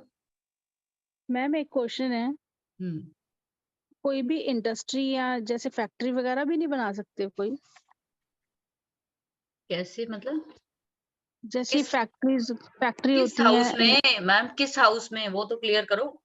अगर जैसे वो लगन में तो 4th हाउस है, हाँ, और अगर मून की राशि में उसमें चला जाए 7th हाउस में। तो मून चार्ट बना लिया आपने जैसे मैंने सिखाया? हाँ जी, हाँ जी, वो वैसे ही मैं उसमें निकाल के देख रही थी। तो कितने नंबर पे आ रहा है? अ, मैम उनका वैसे लगन तो वो है, लगन राशि में मिथुन का लगन है। तो 3 घर आगे जाएगा मून। वो सॉरी, मून की उसमें आ जाएगा, लगन में आ जाएगा, और वैसे 4th हाउस में है मून, सैटर्न। 3 लगन में कहाँ से आ जाएगा वो? लगन में 4th हाउस में आ रहा है, और मून राशि जो मून का चार्ट है उसमें लगन में आ जाता है वो। आप अच्छे से पहले उसको बनाओ, कंफ्यूज हो अभी आप। ठीक है, उसको अच्छे से जरा देखो। जहां पे भी अच्छा, जिस नंबर का लगन है वहां पे आप लेकर आओ मून को, पूरे चार्ट को रोटेट करो। ठीक है, फिर आप देखो कि क्या आ रहा है, सैटर्न किस हाउस में आ रहा है। ओके। मैम हाँ, मेरा भी एक क्वेश्चन है, मैं कपिल बोल रहा हूँ। जी जी बताइए। ये जो हमने चार्ट बनाया, ये मून चार्ट, ये कैसे बना सकते हैं? क्योंकि मेरे पास सिर्फ लग्न चार्ट है, और मैं वो मून चार्ट कैसे बनाऊं? क्योंकि वो शायद मैंने जो आप पार्ट बता रहे थे तब मुझे आवाज नहीं कोई आ पाई बात थी। नहीं, कोई बात नहीं, अभी हम एग्जाम्पल लेंगे ना, मैं अभी बना के दिखाऊंगी आपको। और 11th हाउस का मैम आप थोड़ा सा एक्सप्लेन कर सकते हैं? क्योंकि देखिए मैम, मेरा एक क्वेश्चन है, कंटेम्प्रेरी आज की लाइफस्टाइल कैसी होती है कि बच्चे एक डिग्री लेते हैं, 5-6 साल कमाते हैं, फिर तुरंत लोन पर एक घर लेते हैं, ताकि 20 से 30 साल का टेन्योर लेकर के चलते हैं। 30 साल की उम्र से 50 तक का लोन लेते हैं, लेकिन 40 तक लोन रिकवर कर देते हैं। यस। मोस्टली वो खुद के नाम पे ही ले सकते हैं लोन, वाइफ के नाम पे लिया जा नहीं सकता, क्योंकि कभी कभार ऐसा भी होता है कि वाइफ वर्किंग नहीं होती है। तो हम्म। ऐसे केसेस में जॉइंट ओनरशिप का प्रावधान है, ऐसा प्रोविजन है, ऐसा कर सकते हैं, या फिर बिल्कुल कर क्या सकते हैं, पॉसिबल? तो जॉइंट बिल्कुल ओनरशिप कर से सकते हैं। हार्म्स जॉइंट कर कैसे लीजिए, तो जॉइंट कर रिड्यूस हो सकता लीजिए। है? कोशिश तो देखो, मैं आपको बताऊं, आप चलो ठीक है, आप लोन ले लो अपने नाम पे, लोन की कोई दिक्कत नहीं है, लेकिन जो आप रजिस्ट्री कराओगे, उसके पेपर वर्क कराओगे जब भी, वो तो आप करा सकते हो ना दूसरे के नाम पे। हाँ, नहीं, उसमें उस ओनर का नाम जरूरी है होना जिससे लोन लिया है। ओके, तो देखो ये जो रेमेडीज बताई यहाँ पे, अगर आपने इसके अकॉर्डिंग चलना है ना, तो जो चीज बताई गई है ना वही चीज आपको फॉलो करनी पड़ेगी। आप देखोगे ना अगर लोगों की कुंडलियां जब भी आप, तो उन्होंने जब जब भी जो है एज से पहले घर बनाए हैं ना, तो उनकी कहीं ना कहीं प्रोफेशनल लाइफ जो है वो डिस्टर्ब हो गई। मैम मेरा एक प्रश्न है, इस प्रोफेशनल लाइफ ऐसा होता तो है कुछ केसेस में, लेकिन आज की तारीख में 80% लोग खुद का घर ले रहे हैं मैम। मतलब क्या ये आज भी उसी उतना ही सटीक होगा जितना नहीं, आज से 20 बिल्कुल साल नहीं पहले होगा, था? बिल्कुल नहीं होगा। उसका रीजन क्या है, मैंने बोला ना, कई चीजें आप इन प्रेजेंट के अकॉर्डिंग ही आप समझोगे कि पहले आज से 50, 60, 70 साल पहले कौन लोन लेता था? कोई भी नहीं लेता था। पहले ऐसा प्रोसेस नहीं था, ऐसा इतना प्रोसेस नहीं, बैंक आज की तारीख। हम्म। प्रोसेस भी नहीं था। और दूसरा क्या था कि फैमिली ही एक दूसरे को बहुत हेल्प कर देती थी, एक दूसरे की, ठीक है? जॉइंट फैमिलीज थी, राइट? और यस। वहां पे ये चीजें इतनी जो है वो वर्क नहीं करती थी। कभी लोगों को बहुत कम ही जरूरत पड़ती थी अपने सेपरेट घर बनाने की। बिल्कुल सही बात है, क्योंकि एक रूम बना लेते थे, एक फैमिली सेट हो जाती थी। सही बस। बात है। तो अभी आज के टाइम में ये प्रोबेबिलिटी आप समझ लो कि घट जाएगी। क्यों? क्योंकि वो मकान आपने लिया जरूर है, लेकिन वो आपके पास आया नहीं है पूरा। वो तो सही बात है। लोन पे चल रहा है ना। आप यहाँ पे जब आप सही बात। लोन पे घर बनाओगे तो मंगल भी इंक्लूड हो जाएगा साथ में, क्योंकि जो लोन है ना वो मंगल से देखा जाता है। ओके। जब भी जो लोग भी, जिनका भी आप देखना, जो भी लोन पे लेकर घर बनाते हैं, वहां पे कहीं ना कहीं मार्स का जब तक साथ में नहीं आएगी ना कंजक्शन, आप लोन नहीं ले पाएंगे, घर नहीं बना पाएंगे। कंजंक्शन इन विच हाउस मैम? किसी भी हाउस में हो, सैटर्न मार्स की जब तक होगी नहीं, लोन कैसे लोगे घर के लिए? हम्म। तो वो कोई बात नहीं है। कहने का मतलब आज ये चीजें इतनी शायद वो, लेकिन एक चीज मैं आपको बता दूं, जिन घरों में बहुत ज्यादा अवॉइड करने को बोला गया ना, जैसे 4th हाउस है, 10th हाउस है, ये दोनों घर 11 बिल्कुल आमने सामने है। और 11th हाउस भी। है ना? 11th हाउस भी, 11th को भी चलो 1% आप साइड पे रखो, लेकिन 4 और 10 ये सबसे इंपॉर्टेंट हाउस है। In okay. लोगों को अवॉइड करना ही चाहिए, चाहे कुछ भी हो। एक बार आप अपने कस्प चार्ट पे भी नजर मार लीजिए कि वो वहां पे सैटर्न काम कर भी रहा है कि नहीं कर रहा। ठीक है जी। तो अभी हम उस पे बात करेंगे आगे। कोई ऐसी बात नहीं है आज। ये कुछ चीजें जैसे कि लोन पे ही घर बनते हैं, ज्यादातर 90% तो लोन्स पे ही बनते हैं। तो वो जब तक आपके पास घर पूरा का पूरा जो है वो बन के नहीं आएगा। और दूसरा क्या है कि वास्तु भी अब पहले की तरह रिएक्ट नहीं करता। पहले इंडिपेंडेंट घर थे सबके, बहुत बड़े बड़े घर होते थे। अभी क्या हुआ कि फ्लैट सिस्टम हो गया। अब एक ही घर में कितने लोग रहते हैं? 50 बिल्डिंग्स भी है, 100 भी है, कितने कितने मतलब फ्लोर्स हो जाते हैं, राइट? अभी आपको अपना सिर्फ देखा जाए तो, जब एक जैसे दिल्ली में मैं रहती हूँ, तो दिल्ली में भी 5 मंजिला जैसे मकान अलाउड है, राइट? तो 5 मंजिला में आप देखिए कि 5 फ्लोर्स है, उसमें जो स्टेयर्स होंगी, लिफ्ट होगी, वो क्या होगी? कॉमन हो गई, है ना? कॉमन हो गई। तो इट मीन्स जो चीज कॉमन यूज करी जा रही है, तो वहां तो वैसे ही आपका रोल जो है वो कितना मिनिमाइज हो जाएगा। कितने कॉमन। लोगों की इन्वॉल्वमेंट हो गई उसमें। हम्म। तो इसलिए आज के टाइम में बहुत सारे कॉन्ट्रडिक्शंस हैं वास्तु में, इसीलिए तो सफल नहीं है वास्तु। आजकल जो महावास्तु या और चीजें बहुत चल रही हैं, वो क्यों सफल नहीं है? बिकॉज कि जो मेन चीज है ना, वो एस्ट्रो वास्तु है, जो आप सीख रहे हो। आपको उसकी प्रिकॉशन पता होनी चाहिए, आपको उसकी प्लेसमेंट प्लैनेट, आपको जो असर देना है ना, वो जेनरिक वास्तु ने नहीं देना, जो 5 एलिमेंट थ्योरी होती है या जो है। आपको असर देना आपकी कुंडली के अकॉर्डिंग, जो सैटर्न राहु केतु है उन्होंने। ठीक है?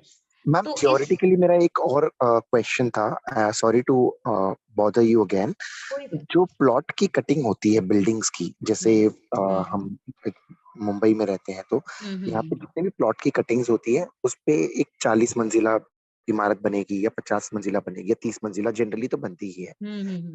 चारों कोने तो खाली होते हैं जनरली, और वास्तु का प्लॉट के हिसाब से देखा जाना चाहिए या फ्लैट एक कमरा देखा जाना चाहिए? ओवर टू यू देखिए, मैम। यहाँ पे दो कंडीशंस है, आपको दोनों तरीके से देखना चाहिए। मान लो एक फ्लैट है जिसमें कि जैसे मैंने सुना है बॉम्बे में, मैं गई तो नहीं हूँ, लेकिन मैंने सुना है कि बहुत छोटे घर होते हैं और कई बार क्या होता है कि एक-एक कमरे के घर भी है, कई 2-2 कमरे के घर भी है ना? कईयों के बड़े भी हैं, चलो सो कॉल्ड जैसे भी है। तो अगर आपके पास पॉसिबिलिटी नहीं है कि आप पूरे घर में जो है उस अकॉर्डिंग चीजें चेंज ना कर पाओ, तो एटलीस्ट अपना जो आपका मेन जो रूम है जो आप यूटिलाइज करते हो उसको आप वेल प्लेस्ड कर लो। उसमें भी बहुत सारी चीजें ठीक हो जाती हैं। ठीक है? हम्म। तो हम्म। ये चीज भी ओके मैम, देखने वाली है। आप तो वो दो हम एग्जांपल दोनों सिर्फ से एक बार देखते हैं। समझा दीजिए, हाँ, चंद्र वो कुंडली। हम लेते हैं। Thank you. तो आगे हम लोग शेप ऑफ द हाउस पे जाएंगे। शेप ऑफ द हाउस में देखिए आप कि बोला गया इसमें कि एक तो जिस भी बिल्डिंग का या प्लॉट का, आप चाहे फ्लैट लो, चाहे आप इंडिपेंडेंट घर लो, जैसे भी लो, जिसके 3 कॉर्नर्स बन रहे हो वो घर नहीं लेना है आपको। ठीक है? ट्रायंगल का जैसे शेप हो वो वाली नहीं लेनी। किसी प्लॉट की जैसे आपने देखा होगा ज़िगज़ैग जैसे जो एकर्स में अगर आप देखोगे ना, एकर्स में जब घर बनते हैं तो हो सकता है आप देखना कई जो बिल्डिंग्स बनती है, कई जो टाउनशिप्स बनती हैं, वो अगर ऐसे कॉर्नर्स में बन जाए, ट्रायंगल में, 13s में, 13 कॉर्नर में, 8 कॉर्नर में या 18 कॉर्नर्स में, ज्यादातर उन बिल्डिंग्स में कुछ ना कुछ पंगा जरूर होगा। पंगा कैसे?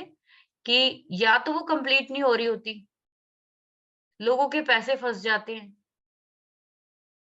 कुछ ना कुछ उन बिल्डिंग्स के साथ जरूर जो है ना वो मिसहैपनिंग समझ लो, या कुछ ऐसी चीज जरूर होती है कि वो फुलफिल नहीं हो पाती वो बिल्डिंग। तो आप जब भी अपना पर्सनल देखो तो 3 कॉर्नर्स वाला अवॉइड करना चाहिए। उसके बाद 13 कॉर्नर्स ना हो, उसके प्लान देख लो आप कि कॉर्नर्स कितने निकल रहे हैं उसके। ठीक है? उसके बाद 8 कॉर्नर्स ना हो उस प्लॉट के जब आप अपना लेना चाहो, 18 ना हो और 5 ना।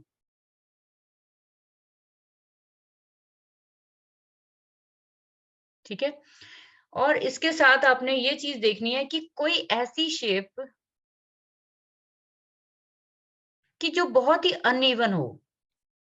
अनइवन सेंस कि ये चीजें कहाँ हो सकती हैं? जो अपना इंडिपेंडेंट प्लॉट लेंगे, उनके साथ हो सकता फ्लैट्स में तो ये चीज़ ना दिखे आपको, कि जैसे कोई मतलब लैंड का पीस है, जो बहुत अजीब तरीके से ऊपर को उठा हुआ है ऐसे, शेप उसकी, वेवी शेप बन रही है। ठीक है? ऐसा नहीं लेना। या फिर बहुत ही ज़्यादा नीचे खाली, गहरा, खाई टाइप है, कोई ऐसा लैंड आप ले रहे हो, तो बिल्कुल जैसे कहते हैं ना कि प्लेन होना चाहिए, थोड़ा बहुत ऊपर-नीचे चल सकता है। मेरी एक नोन थी, हम लोग वास्तु जब कर रहे थे आज से 4-5 साल पहले, तो उन्होंने एक होटल खरीदा था गोवा में और उस होटल खरीद लिया, सब कुछ हो गया, लेकिन उस होटल की कंस्ट्रक्शन नहीं हो पाई। बहुत सारी प्रॉब्लम्स से जो है ना वो जूझना पड़ा उनका। बाद में जब हमने देखा कि उसकी शेप जो है ना, वो कैसी थी कि वो जैसे वेव होती है ना, ऐसे उसकी शेप थी प्लॉट की। तो वो दिक्कत करती है ये चीज़ें ना, आपको हमेशा ये चीज़ें ध्यान रखनी चाहिए कि चलो स्लाइडिंग ऊपर है, नीचे है, वो तो समझ में आती है। लेकिन अगर वो कोई चीज़ ऊपर ज़िगज़ैग होती आ रही है, तो वो तंग करेगी आपको, लैंड वो। ठीक है जी? एक और चीज़ शेप्स में जब बात आती है, तो ये 3 कॉर्नर्स की जो बात हो रही है ना, ये आप ध्यान से अगर देखोगे तो ये ज़्यादातर एल शेप के कॉर्नर के जो घर होते हैं ना, ये उनसे भी जुड़ा हुआ है ये मामला। अगर आप लोगों के किसी के नोन के आप चेक कर लेना, मैं तो करती रहती हूँ कि जिनका भी कॉर्नर का प्लॉट होता है, कॉर्नर के प्लॉट्स में या फ्लैट्स को अवॉइड करना चाहिए। क्योंकि कॉर्नर्स के फ्लैट ज्यादातर इन घरों में पूरी फैमिली जो है वो नहीं रह पाती। कहीं ना कहीं उसमें आपको इक्का दुक्का ही घर के मेंबर्स मिलेंगी, बाकी पूरा घर वो चाहे 10 कमरों का हो, चाहे 20 का हो, चाहे 1 कमरे का हो, वो खाली मिलेगा आपको। वहां पे लोगों का रहना बहुत पॉसिबल नहीं है।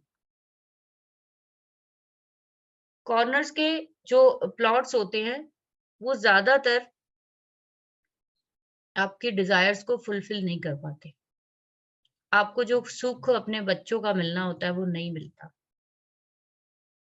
कारण कोई भी हो कि बच्चे विदेश चले गए पढ़ने के लिए, या बच्चे कहीं भी चले गए, कोई रीजन हो, स्पाउस कहीं चला गया,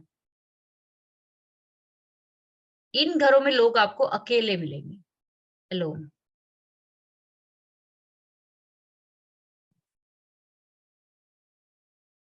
ठीक है, तो ये चीज का आपने ध्यान रखना है। एल कॉर्नर में अवॉइड करना है।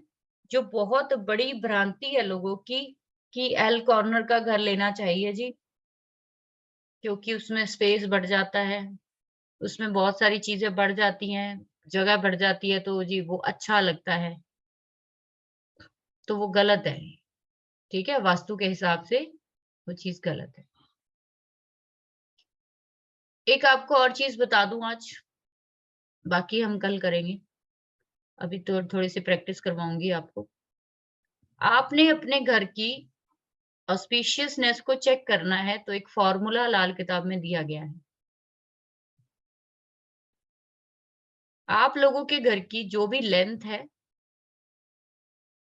अगर तो आप लोगों के प्लॉट आपने कभी नापे हैं फ्लैट्स का, आपको एरिया पता है, तो आप चेक कर लीजिए। आपने उसकी लेंथ लेनी है प्लस विड्थ लेनी है, लंबाई और चौड़ाई लेकर उनको प्लस कर देना है और उसको मल्टीप्लाई करना है 3 से। उसको मल्टीप्लाई करना है 3 से और डिवाइड कर देना है 8 से। ठीक है, जब ये टोटल हो जाए तो उसमें से 1 माइनस करना है।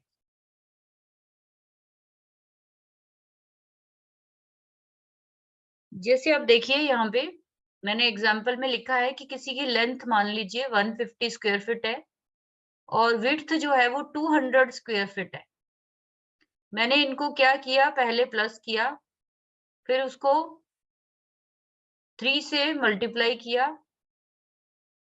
ठीक है, उसके बाद उसको 1 माइनस कर दिया और 8 से मैंने उसको डिवाइड किया और मेरा रिमाइंडर जो बचा है वो बचा है 1। तो यहाँ पे ना जो रेमेडीज बताई गई हैं वो रिमाइंडर के अकॉर्डिंग बताई गई। आपको ये थोड़ा सा कष्ट आपके मकान के लिए लेना पड़ेगा, उसकी लंबाई चौड़ाई आपको निकालनी पड़ेगी।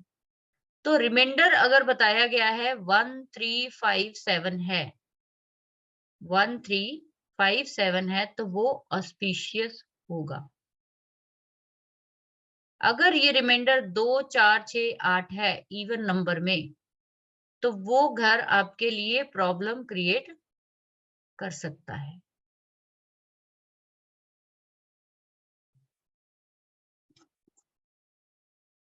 ठीक है जी, किसी को पूछना है कुछ, यहाँ पे क्लियर है? Madam, length will be in feet or inches. How can we?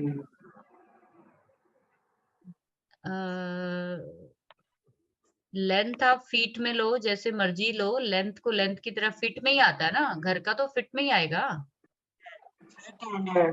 Decimals में इंचेस आता है ना? किसमें इंचेस आता है? 5 feet 10 inch है तो वही नहीं, लेना। स्क्वायर फीट के हिसाब से। हाँ हाँ हाँ, वही आप टोटल लोगे ना, फिर जितने भी स्क्वायर फीट आ रहा है तो आप उसको टोटल को प्लस कर लेना। स्क्वायर फीट मीन्स आता है। नहीं, देखो अगर लिखा है 10 स्क्वायर फीट है तो उसमें आप इंचेस नहीं नापोगे कितनी लेंथ है उसकी, उसको कन्वर्ट नहीं करोगे इंचेस में। मगर डेसिमल्स में लेना है ना फीट को। आप अपने घर का जब मैप या कोई लेआउट निकालोगे तो उसमें लेंथ और विड्थ लिखी होगी, आप उसको निकाल के देखना ऐसे ही। उसमें लिखा होगा 1500 स्क्वायर फीट, 2000 स्क्वायर फीट, वहां पे लिखा होगा ये सारा कुछ। लिखा होता है कि नहीं प्लान में? स्क्वायर फुट में से एरिया होता है ना, लेंथ इंटू फीट में लिखा आप होता है स्क्वायर मैडम। फीट, आप स्क्वायर फीट पे मत जाइए सर, आपके पास लेआउट होगा, आप उसको देखिए। आप जो भी टोटल करोगे उसको, जैसे कि समझ लीजिए किसी का 100 गज का 100 स्क्वायर यार्ड का घर है, तो 1000 हो गया ना उसका।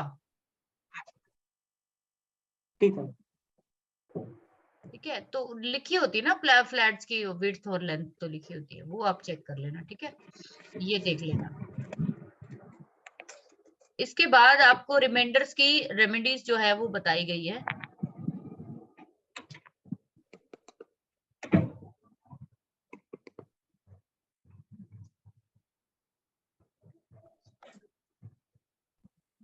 रिमाइंडर्स की रेमेडीज के लिए बोला गया है कि आपको क्या करना है, जिनका 2 बचता है ना, 2 रिमाइंडर बचेगा, उन लोगों को जुपिटर की, वीनस की और केतु की, जुपिटर, वीनस और केतु की 6th हाउस वाली रेमेडी करनी है। वो मैं आपको बता दूंगी क्या होती है। ठीक है, उनकी रेमेडीज भी साथ में आपको एक एक करनी है। और साथ में आपको एक डॉग जो है वो ब्लैक कलर का रखना है। साथ में एक जो आपने सुनी होगी राहु की मेटल होती है लेड, उसकी आपको क्या बनवानी है, एक शॉट बनानी है, एक कील टाइप बनानी है। वो शॉट आप अपने पास रखिए बना के। और माँ सरस्वती की पूजा करनी है, जिनका भी रिमाइंडर 2 बचेगा। और टाइम टू टाइम उनको 6 ब्लू फ्लावर्स चढ़ाते रहें, तो घर की जो परेशानी है वो उनको हेल्प मिलेगी कम करने में। अगर किसी का रिमाइंडर 4 है तो रेमेडीज क्या होगी, ब्लैक डॉग रखना है ऐसे में, और मून की रिलेटेड चीजें जो है वो काउस या बुफेलोस को खिलानी है। मून से रिलेटेड क्या चीजें होती है, राइस, तो खीर बनाकर मिल्क और राइस की वो आप क्रोज को और बुफेलोस को खिला सकते हैं। सैटर्न से रिलेटेड चीजें जो है आपको डोनेट करनी है। रिमाइंडर 6 जिनका निकलेगा उनको भी ब्लैक डॉग जो है वो रखना चाहिए और भैरव जी की पूजा करनी चाहिए। रेगुलर डोनेशन देते रहना चाहिए इन लोगों को। माँ सरस्वती को 6 फ्लावर्स जो है वो चढ़ाने हैं रेगुलर।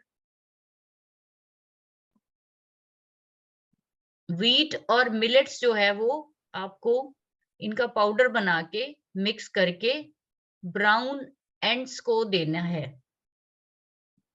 चींटियां जो होती है उनको खिलाना है। रिमाइंडर 8 अगर बचता है किसी का, तो ऐसे लोगों को एलिफेंट के जो एलिफेंट से बनी हुई चीज, एलिफेंट के दांत से, टीथ से बने हुए जो चीजें होती हैं वो नहीं रखनी चाहिए, और एलिफेंट की शेप की चीजें भी घर में नहीं रखनी चाहिए इनको। अगर किसी के एलिफेंट के शेप की चीजें हैं उनको अवॉइड करना चाहिए। इनको सिल्वर चेन जो है वो जरूर डालनी चाहिए। ओवन इन प्रेजेंट, जो तंदूर बोलते हैं, वो इन प्रेजेंट जो आपका ओवन है वो तंदूर का ही काम करता है, नहीं रखना चाहिए। और इनको 3 मेटल का जो छल्ला है वो जरूर डालना चाहिए। अब ये चीजें जो है ना आपको कल जो है वो पता चलेंगी कि आपको आपका घर जो है वो लेंथ और विड्थ में कल नहीं भी आप निकाल पाते तो कोई इश्यू नहीं है उसमें, आप बाद में काउंट करके मेरे से पूछ लेना, कोई ऐसी बात नहीं है। अभी जैसे मैं आपको एक एग्जांपल लिख लेते हैं, हम लोग ले लेते हैं, ठीक है, ताकि थोड़ा सा क्लियर हो जाए ना सबको। चीज क्लियर होनी चाहिए। किसी ने अपनी बनाई है चंद्र कुंडली तो मुझसे शेयर करे।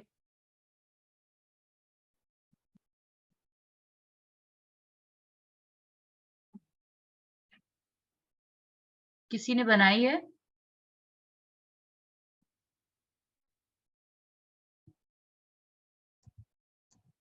चलिए कोई बात नहीं, आप मुझे बताना अभी, फिर हम बनाते हैं।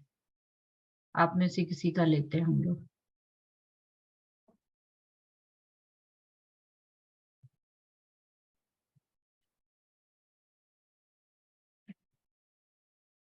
हाँ जी वरा जी, आपको पता है अपनी कुंडली का?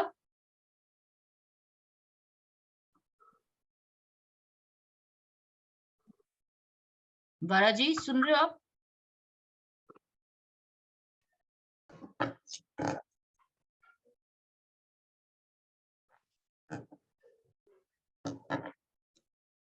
वरा आप सुन रहे हो मेरे को?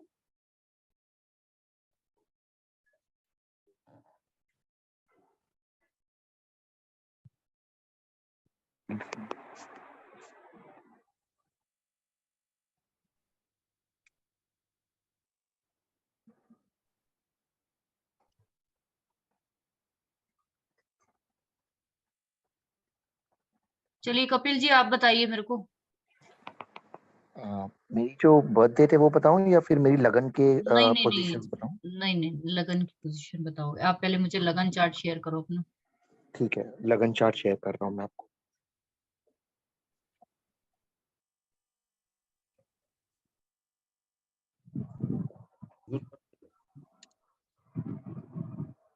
मतलब बना बैठा हूँ, बोल नहीं पाया।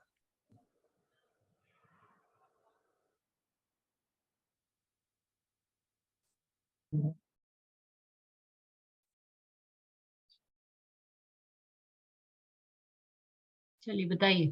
यस क्या? मैम, शेयर कर दिया मैंने। नहीं नहीं शेयर नहीं करना, बोल के बताइए। Okay ma'am, okay ma'am. 4th house में केतु एंड मून। ना ना ना ना, फर्स्ट हाउस में बताओ राशि। First house blank. राशि बताइए। राशि कुंभ राशि होगी। 11 नंबर। Yes. Second is blank. Just a minute wait. सभी लोग देख लीजिए, अगर किसी को कोई क्वेश्चन होगा तो मुझे बताना। कल आपने इसी तरीके से बना के अपना निकाल के मुझे दिखाना है, होमवर्क करके मुझे देना है ग्रुप में, ठीक है? नहीं नहीं नहीं मैम, नहीं नहीं मैम, ये नहीं है। जो जो फर्स्ट हाउस जहाँ पे आपकी अभी पेंसिल है ना, वहाँ पे 1 है। ओहो, जहाँ पे आपकी क्या पेंसिल है वहाँ पे 1 है। आपने 11 कैसे बोल दिया? माय बैड मैम, मुझे थोड़ा समझने में इतना पक्का नहीं है ये मेरा। कोई बात नहीं, ये चीजें होती है ना, थोड़ा सा ध्यान रखना होता है। चलिए ठीक है, दोबारा से। यानी कि 1 नंबर का लगन है आपका? Yes ma'am, confirmed. ओके, तो आपकी तो कुंडली ही काल पुरुष की हो गई। Okay ma'am.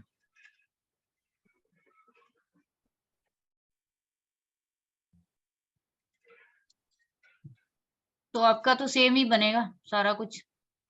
कोई और बताइए।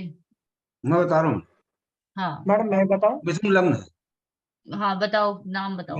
मिथुन लग्न है अजय 3 नंबर। जी। कपिल जी आपका सेम ही बनेगा, मैं बात करूंगी आपसे अभी। ठीक है मैम, ठीक है। विजिबल है ना सभी को? दिख रहा है ना जी सभी को? जी जी। मैम। हाँ जी यस मैम, बताइए। Yes ma'am, yes ma'am. क्या है मिथुन प्लेनेट बताइए। मिथुन लग्न में सूर्य है। सन, दैट्स ओके। सेकंड इसमें में Budh Shukra. Venus and mercury, okay जी। ठीक है। थर्ड में थर्ड में नहीं है, चौथे में है हम्म चंद्र मंगल।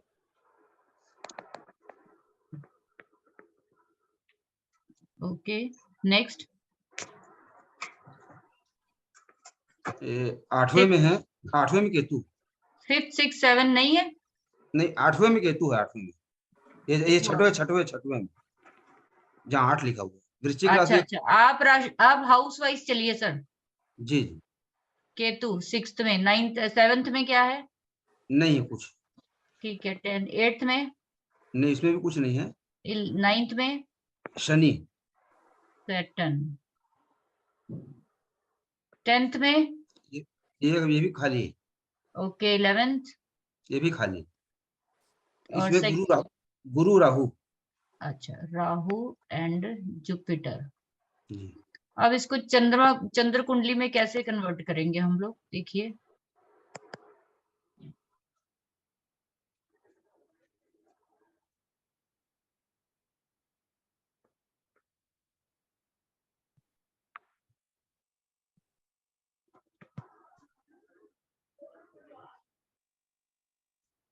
आपने बोला मून और मार्स मेरा 4th एक में है, साथ। राइट?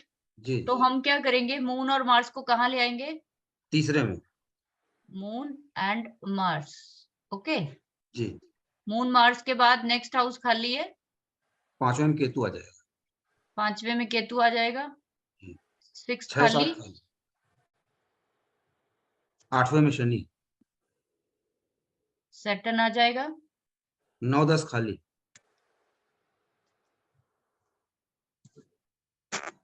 11वें में गुरु राहु, 12वें में सूर्य और 1 नंबर में शुक्र। राइट?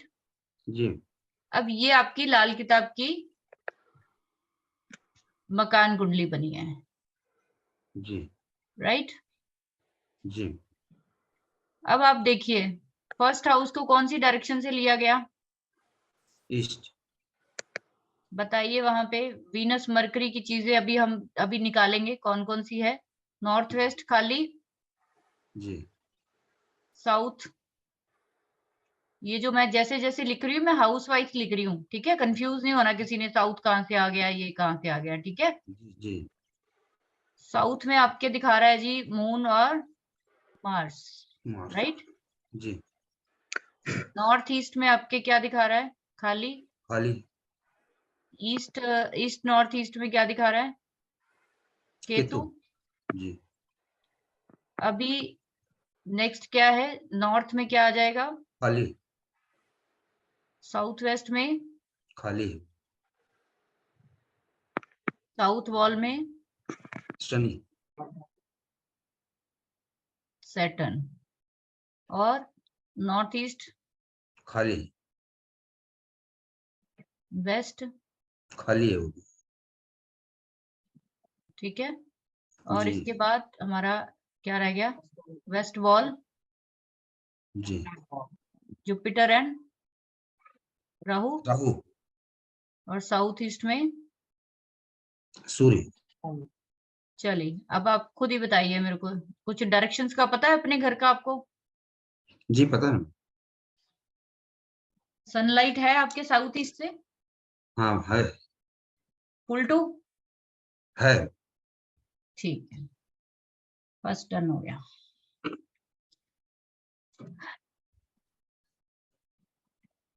उसके बाद आप बताइए कि बेडरूम आपका और प्लांट्स वगैरह ईस्ट साइड है, हाँ ईस्ट में, बेडरूम मेरा वेस्ट में। वीनस का मतलब और भी बताती हूँ मैं चीजें, खाली बेडरूम नहीं होता और चीजें भी होती, ठीक है? अभी बताती हूँ। प्लांट्स हो गए ईस्ट में, जी है। नॉर्थ वेस्ट में कुछ नहीं है, NW में मतलब नहीं मतलब टॉयलेट वगैरह है। रुकिए रुकिए, अभी रुकिए। साउथ में आपके किचन और पानी का सोर्स क्या है,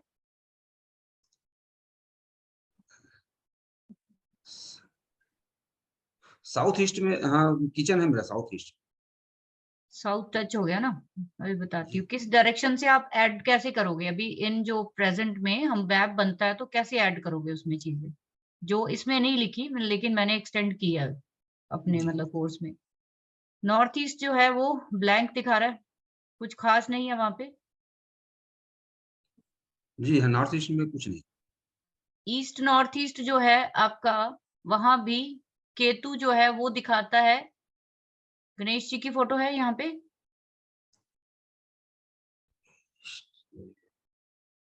हाँ है। लॉर्ड बुद्धा की? लॉर्ड बुद्धा की फोटो भी है। बस हो नॉर्थ गया। ईस्ट नॉर्थ ईस्ट में। ईस्ट नॉर्थ ईस्ट और ये ईशान कोण में भी है। ईशान हाँ मैं बताती ईशान हूँ। टच। हाँ हाँ हाँ मैं बताती हूँ अभी। वही तो चीजें अभी आपको समझाऊंगी मैं। नॉर्थ खाली है लगभग, वहां कुछ खास नहीं है। नहीं कुछ नहीं साउथ खाली। साउथ वेस्ट भी खाली है। आपका सैटर्न दिखा रहा है साउथ की तरफ, यानी कि आपकी स्टोरेज है क्या इस तरफ कुछ, या टॉयलेट है कहाँ पर? साउथ की तरफ? नहीं साउथ में नहीं टॉयलेट। स्टोरेज है कोई? स्टोरेज है कोई? हाँ स्टोरेज है। ठीक है ठीक है, ये भी खाली हो गया। वेस्ट का, वेस्ट साइड क्या है आपके? वो भी खाली दिखा रहा है लगभग। हाँ खाली है। वेस्ट साउथ वेस्ट वॉल की तरफ मंदिर रखा है क्या आपने? नहीं अच्छा। मेरे बुक्स है? ईशान कोण में ही लगभग मंदिर है। हाँ तो बुक्स? बुक्स वेस्टर्न साइड पे बुक्स है आपकी? हाँ है ना। टॉयलेट भी वेस्टर्न साइड पे? वेस्टर्न में एग्जैक्ट नहीं है, NW में है। हाँ मैं बताती हूँ NW क्यों आ रहा है। साउथ ईस्ट में आपने सन बता दिया। अब यहाँ पर किसी को क्वेश्चन है? अब मेरे को बारा जी बताइए कितने % मैच हुआ?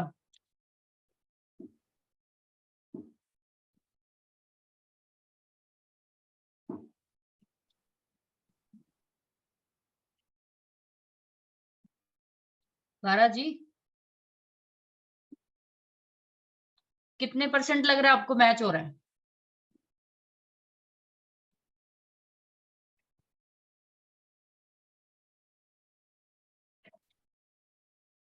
लगता मेरी साउंड ही नहीं जा रही इनको। चलिए कोई बात नहीं, आप सभी लोग सुनो ध्यान से जी कि आपने क्या करना है। सुन रहे हो बारा जी आप? देखिए आपने क्या करना है, जो ईस्ट साइड है ना, जो हमारी ईस्ट साइड है, जहां भी ईस्ट आ रहा है आपके, यहाँ पे हम लोग जिसको ईस्ट ले रहे हैं, किसको, फर्स्ट फर्स्ट हाउस को हम लोग ईस्ट के तौर पे ले रहे हैं। जी तो ईस्ट के, आप ईस्ट को ना, ईस्ट के साथ ईस्ट साउथ ईस्ट भी ले सकते हो।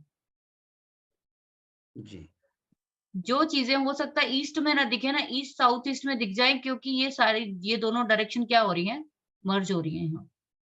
जी उसके बाद आपको, आप कह रहे हो कि NNW, ये जो नॉर्थ है ना, जी जैसे ये जो दो कोने हमारी जो 16 जो डायरेक्शंस बनती हैं वो ऐसे ही बनती हैं। आप देखिए कि ये जो हमारा नॉर्थ वेस्ट है ना, इसी में NNW भी लेंगे हम। नॉर्थ वेस्ट और नॉर्थ नॉर्थ वेस्ट को इकट्ठे काउंट कर लो आप। अच्छा कोई ज्यादा फर्क नहीं होता इनका, जी जैसे हमने इनको इकट्ठे लिया है। इसी तरीके से साउथ का लिया है ना हमने, तो यहाँ पे आप साउथ साउथ ईस्ट को भी लोगे साथ में।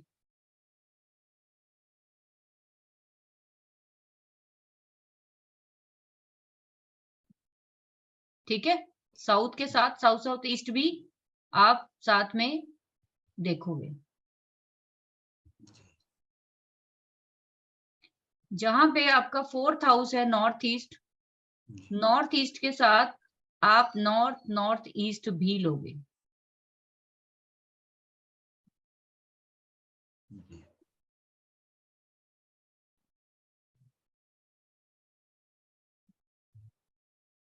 जैसे हमने यहाँ पे ईस्ट नॉर्थ ईस्ट लिया, 5th हाउस को ईस्ट नॉर्थ ईस्ट लिया ना, उसके बाद नॉर्थ लिया, और जैसे हम यहाँ पे प्रॉपर साउथ वॉल जिसको हम बोल रहे हैं, वो साउथ वॉल ना मान के आप साउथ साउथ वेस्ट ले सकते हो। अच्छा साउथ और साउथ साउथ, SSW जैसे हम साउथ तो 3rd हाउस को भी ले रहे हैं, लेकिन फर्क क्या हुआ, ये जो साउथ वेस्ट साउथ वेस्ट वाला हिस्सा है वो साउथ वाला हिस्सा ये वाला लेना है 8th का।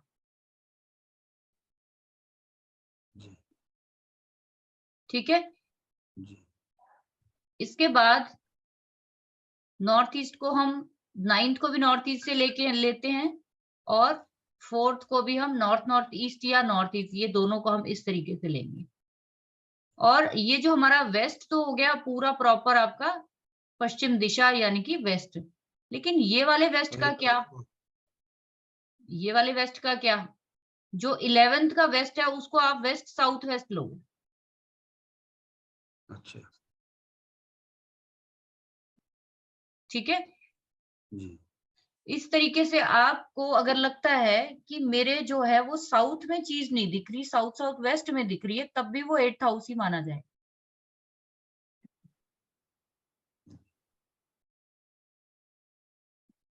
ठीक है। तो आप मेरे को बताओ कितने % लगता है आपको मैच हुआ घर आपका? अभी तो आपने जल्दी में बताया है, जब तसल्ली से देखोगे तो आपको सब चीजें दिखेंगी। जी ठीक है। तो आपका बेडरूम जो है वो किस डायरेक्शन में है बताइए? पश्चिम में, वेस्टर्न साइड पे। मतलब दक्षिण पश्चिम। दक्षिण पश्चिम। जी। ठीक है, दक्षिण पश्चिम। कई बार एक और सरप्राइजिंग चीज बताती हूँ आपको कि जैसे आपका वीनस है ना 1st हाउस में, तो जी। ये दृष्टि किसको दे रहा है? सप्तम। तो वो कौन सी डायरेक्शन है?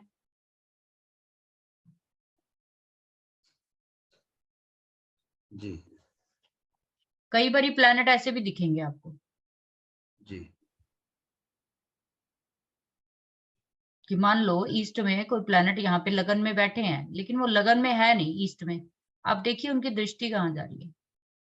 तो जी लाल किताब में 1 to 7 दृष्टि जाती है, यानी कि वो प्लैनेट साउथ वेस्ट में दिखेगा आपको। अगर ईस्ट में नहीं ना दिखा तो साउथ वेस्ट में दिखेगा। जी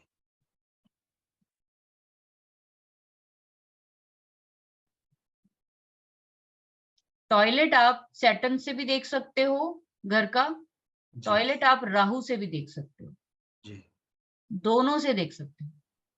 जी समझ में आया सभी को?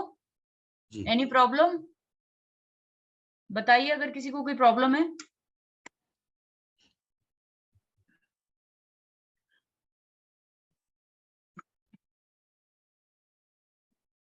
मैम बता मुझे सिर्फ एक क्वेश्चन है मैम। जैसे आपने बताया कि ये लग्न से हमने चंद्र कुंडली निकाली और उसके अनुसार हमने आइडेंटिफाई किए कि हमारे कौन से हाउसेस के अनुसार कौन से दिशा में क्या चीजें हैं एक्चुअल में, लेकिन क्या होनी चाहिए और क्या है उनमें हमें जो डिफरेंस नजर आ रहा है वो हमें रेक्टिफाई करना भी होगा, या फिर बिकॉज चार्ट के अनुसार सब कुछ बैठ रहा है तो इसी प्रकार से रहना चाहिए जैसा आप बता रहे हैं। Over very to you, good ma'am. Question, very good question. मैं बताती हूँ आपको। देखो सिंपल सी बात है, अगर आप एस्ट्रोलॉजी जानते हो थोड़ी बहुत तो आप जानते होंगे कि कौन सा प्लैनेट किस दिशा में खराबी करता है, कौन सा प्लैनेट किस दिशा में अच्छा काम करता है। जैसे जुपिटर एंड राहु, सर का एग्जांपल ले लेते हैं। Jupiter and Rahu, Jupiter and Rahu दोनों के ही सिर्फ जुपिटर को 11th हाउस में अच्छा माना गया है, सिर्फ लाल किताब के अकॉर्डिंग अच्छा माना गया है। लेकिन यहाँ पे राहु भी आ गया है, तो इनको अवॉइड करना चाहिए। यहाँ पे टॉयलेट वेस्टर्न साइड पे अवॉइड करना चाहिए अगर इनको पैसे से रिलेटेड कोई दिक्कत आ रही है तो।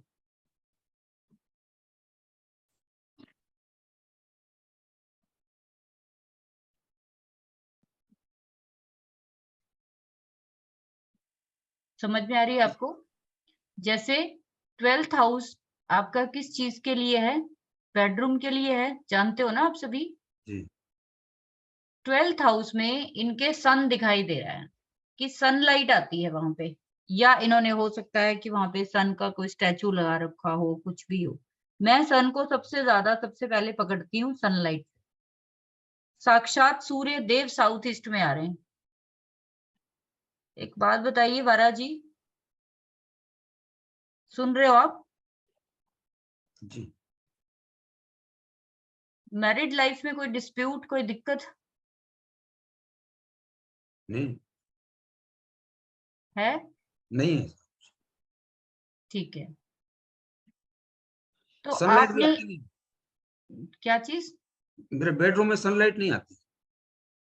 मैं वही आपको बताने वाली हूँ जी कि अगर किसी के 12th हाउस में ये जो आप चीज कह रहे हो ना कि कौन सा प्लेनेट कहाँ अच्छा काम करता है, कौन सा नहीं करता, अगर आप कहोगे, हालांकि इसका पार्ट नहीं है, मैं बता दूंगी आपको, क्योंकि इसमें सारा सीधा सीधा ही सब कुछ बताया गया है कि यहाँ पे ये है तो आपको ये हटा देना चाहिए।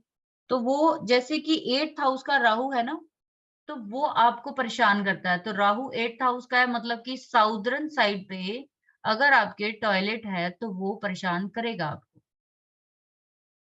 जी तो वहां से रिमूव कर देना चाहिए, या उसका ट्रीटमेंट जो भी हम करते हैं मॉडर्न तरीके से या फिर एस्ट्रोलॉजी तरीके से डोनेशन आप करो।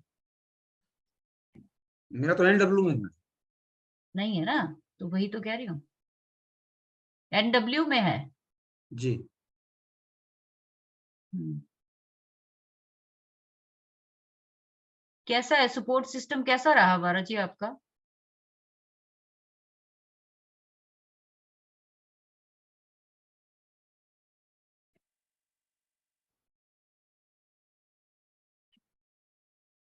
बीच में गायब हो जाते हैं सर। आवाज नहीं। सुन पा रहे हैं आप? मैं ये कह रही हूँ कि आप मेरे को ये बताइए कि अगर आप अगर आपको कभी अपनी मैरिड लाइफ में डिस्टरबेंस लगे तो आपको साउथ ईस्ट से सन को अंदर नहीं लेके आना कभी भी। जी आप गवर्नमेंट डिपार्टमेंट से हो गई? मैं मैडम हम्म। नहीं मैडम, क्या करते हो आप?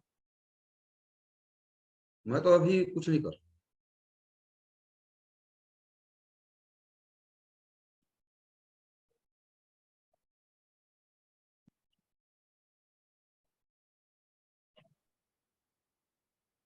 तो आपका कोई क्वेश्चन है अपने मतलब उसको लेकर कि मुझे क्या करना चाहिए? कोई आपको इस टाइम इन प्रेजेंट क्या प्रॉब्लम आ रही है? मेरे को NW में जो टॉयलेट है मैडम उसके बारे में पूछना था। गड़बड़ है ऐसा लगता है। मैं वही पूछ रही हूँ आपको कि आपका सपोर्ट सिस्टम कैसा रहा है लाइफ में? बस उतार चढ़ाव ही रहा है। अच्छा नहीं रहा? मैंने बहुत अच्छा नहीं रहा ऐसे ही। ठीक है।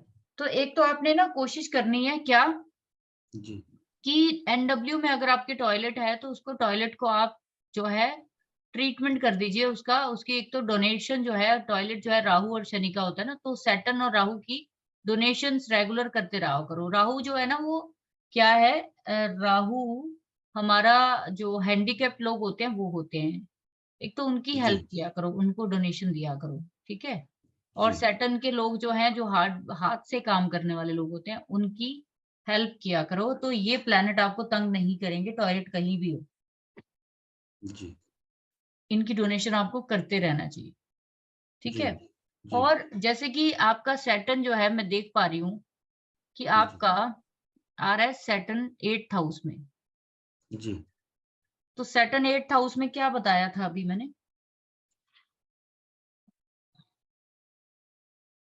अभी 8th हाउस का सैटर्न का क्या बताया था, किसी को याद है?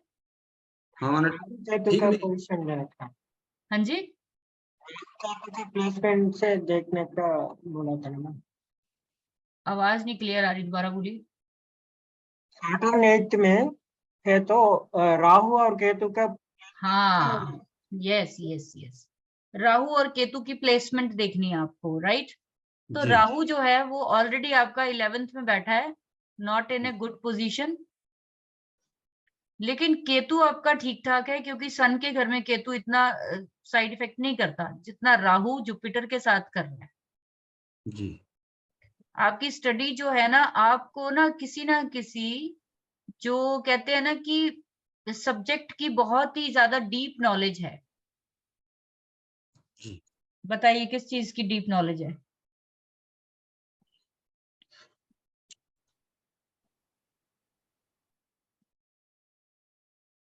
किस सब्जेक्ट पे आपको सबसे ज्यादा पता है अपनी लाइफ में? किस पे काम किया हुआ सबसे ज्यादा?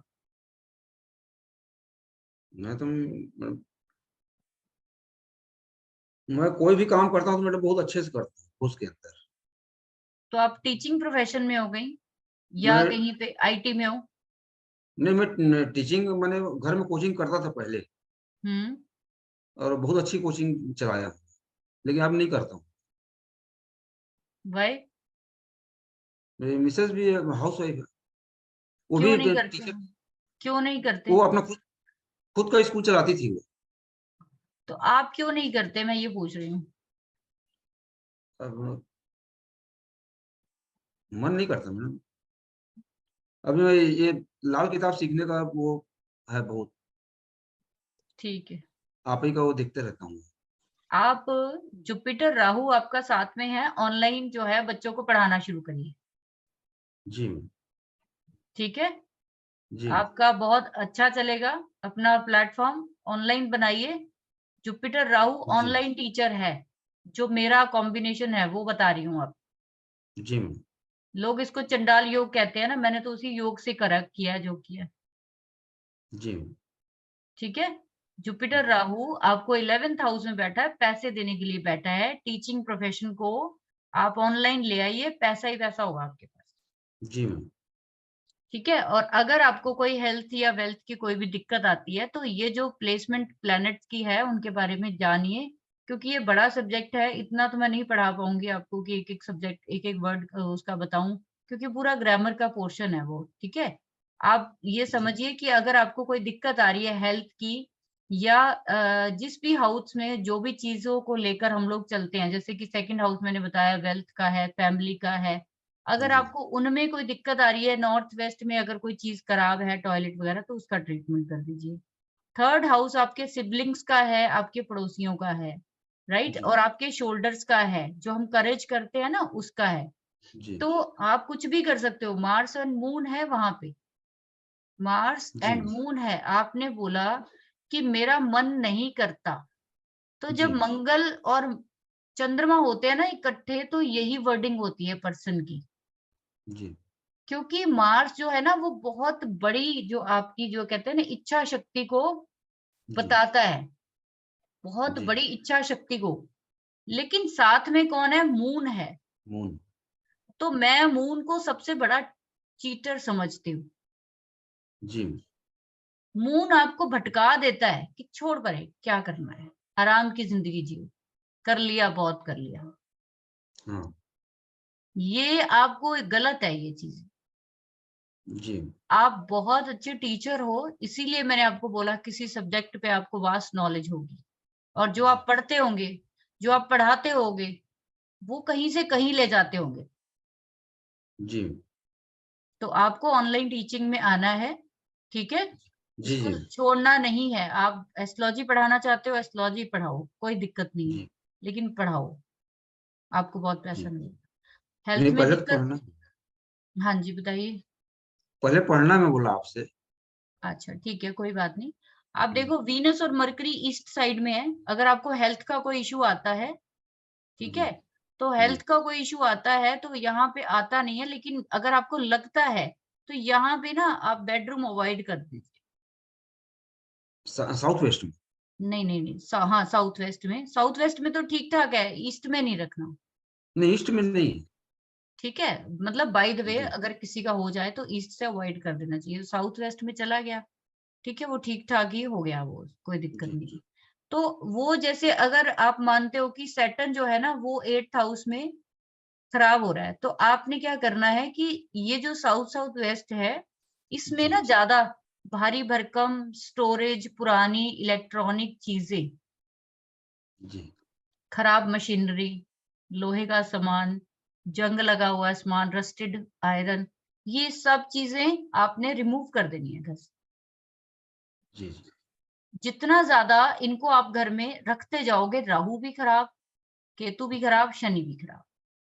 हाँ, एक तो सामान पड़ा है वैसे। आपके घर में जितनी भी मरकरी की चीजें खराब पड़ी हैं, आपकी वॉचेस हो गई, क्लॉक हो गए, जी ठीक है, खराब जी बैटरीज खराब हो गई, इलेक्ट्रॉनिक सामान जितना भी है वो सारा का सारा रिमूव करिए, आपका दिमाग एकदम से खुल जाएगा। जी मैम। ठीक है जी। तो ये चीज है, तो ऐसा कुछ आपको नहीं कोई भी टेंशन लेने की जरूरत है कि हाँ ये नहीं वो। अगर आपको फिर भी लगता है तो ईस्ट साइड में जो आपने लॉर्ड बुद्धा को लगाया है ना, जी ईस्ट साइड में आपने बोला ना गणेश जी और वो है, जी तो ये ये सब यहाँ पे चीज़ ये यहाँ पे अगर आपने इसको फुल फॉर्म में रखा है, गणेश जी को भी और लॉर्ड बुद्धा को भी फुल फॉर्म में रखा है, सिर्फ सिर नहीं है, अगर उसका सिर्फ सिर है तो वो राहु माना जाएगा, नहीं, सिर नहीं पूरा है। तो पूरा है तो वो केतु होगा।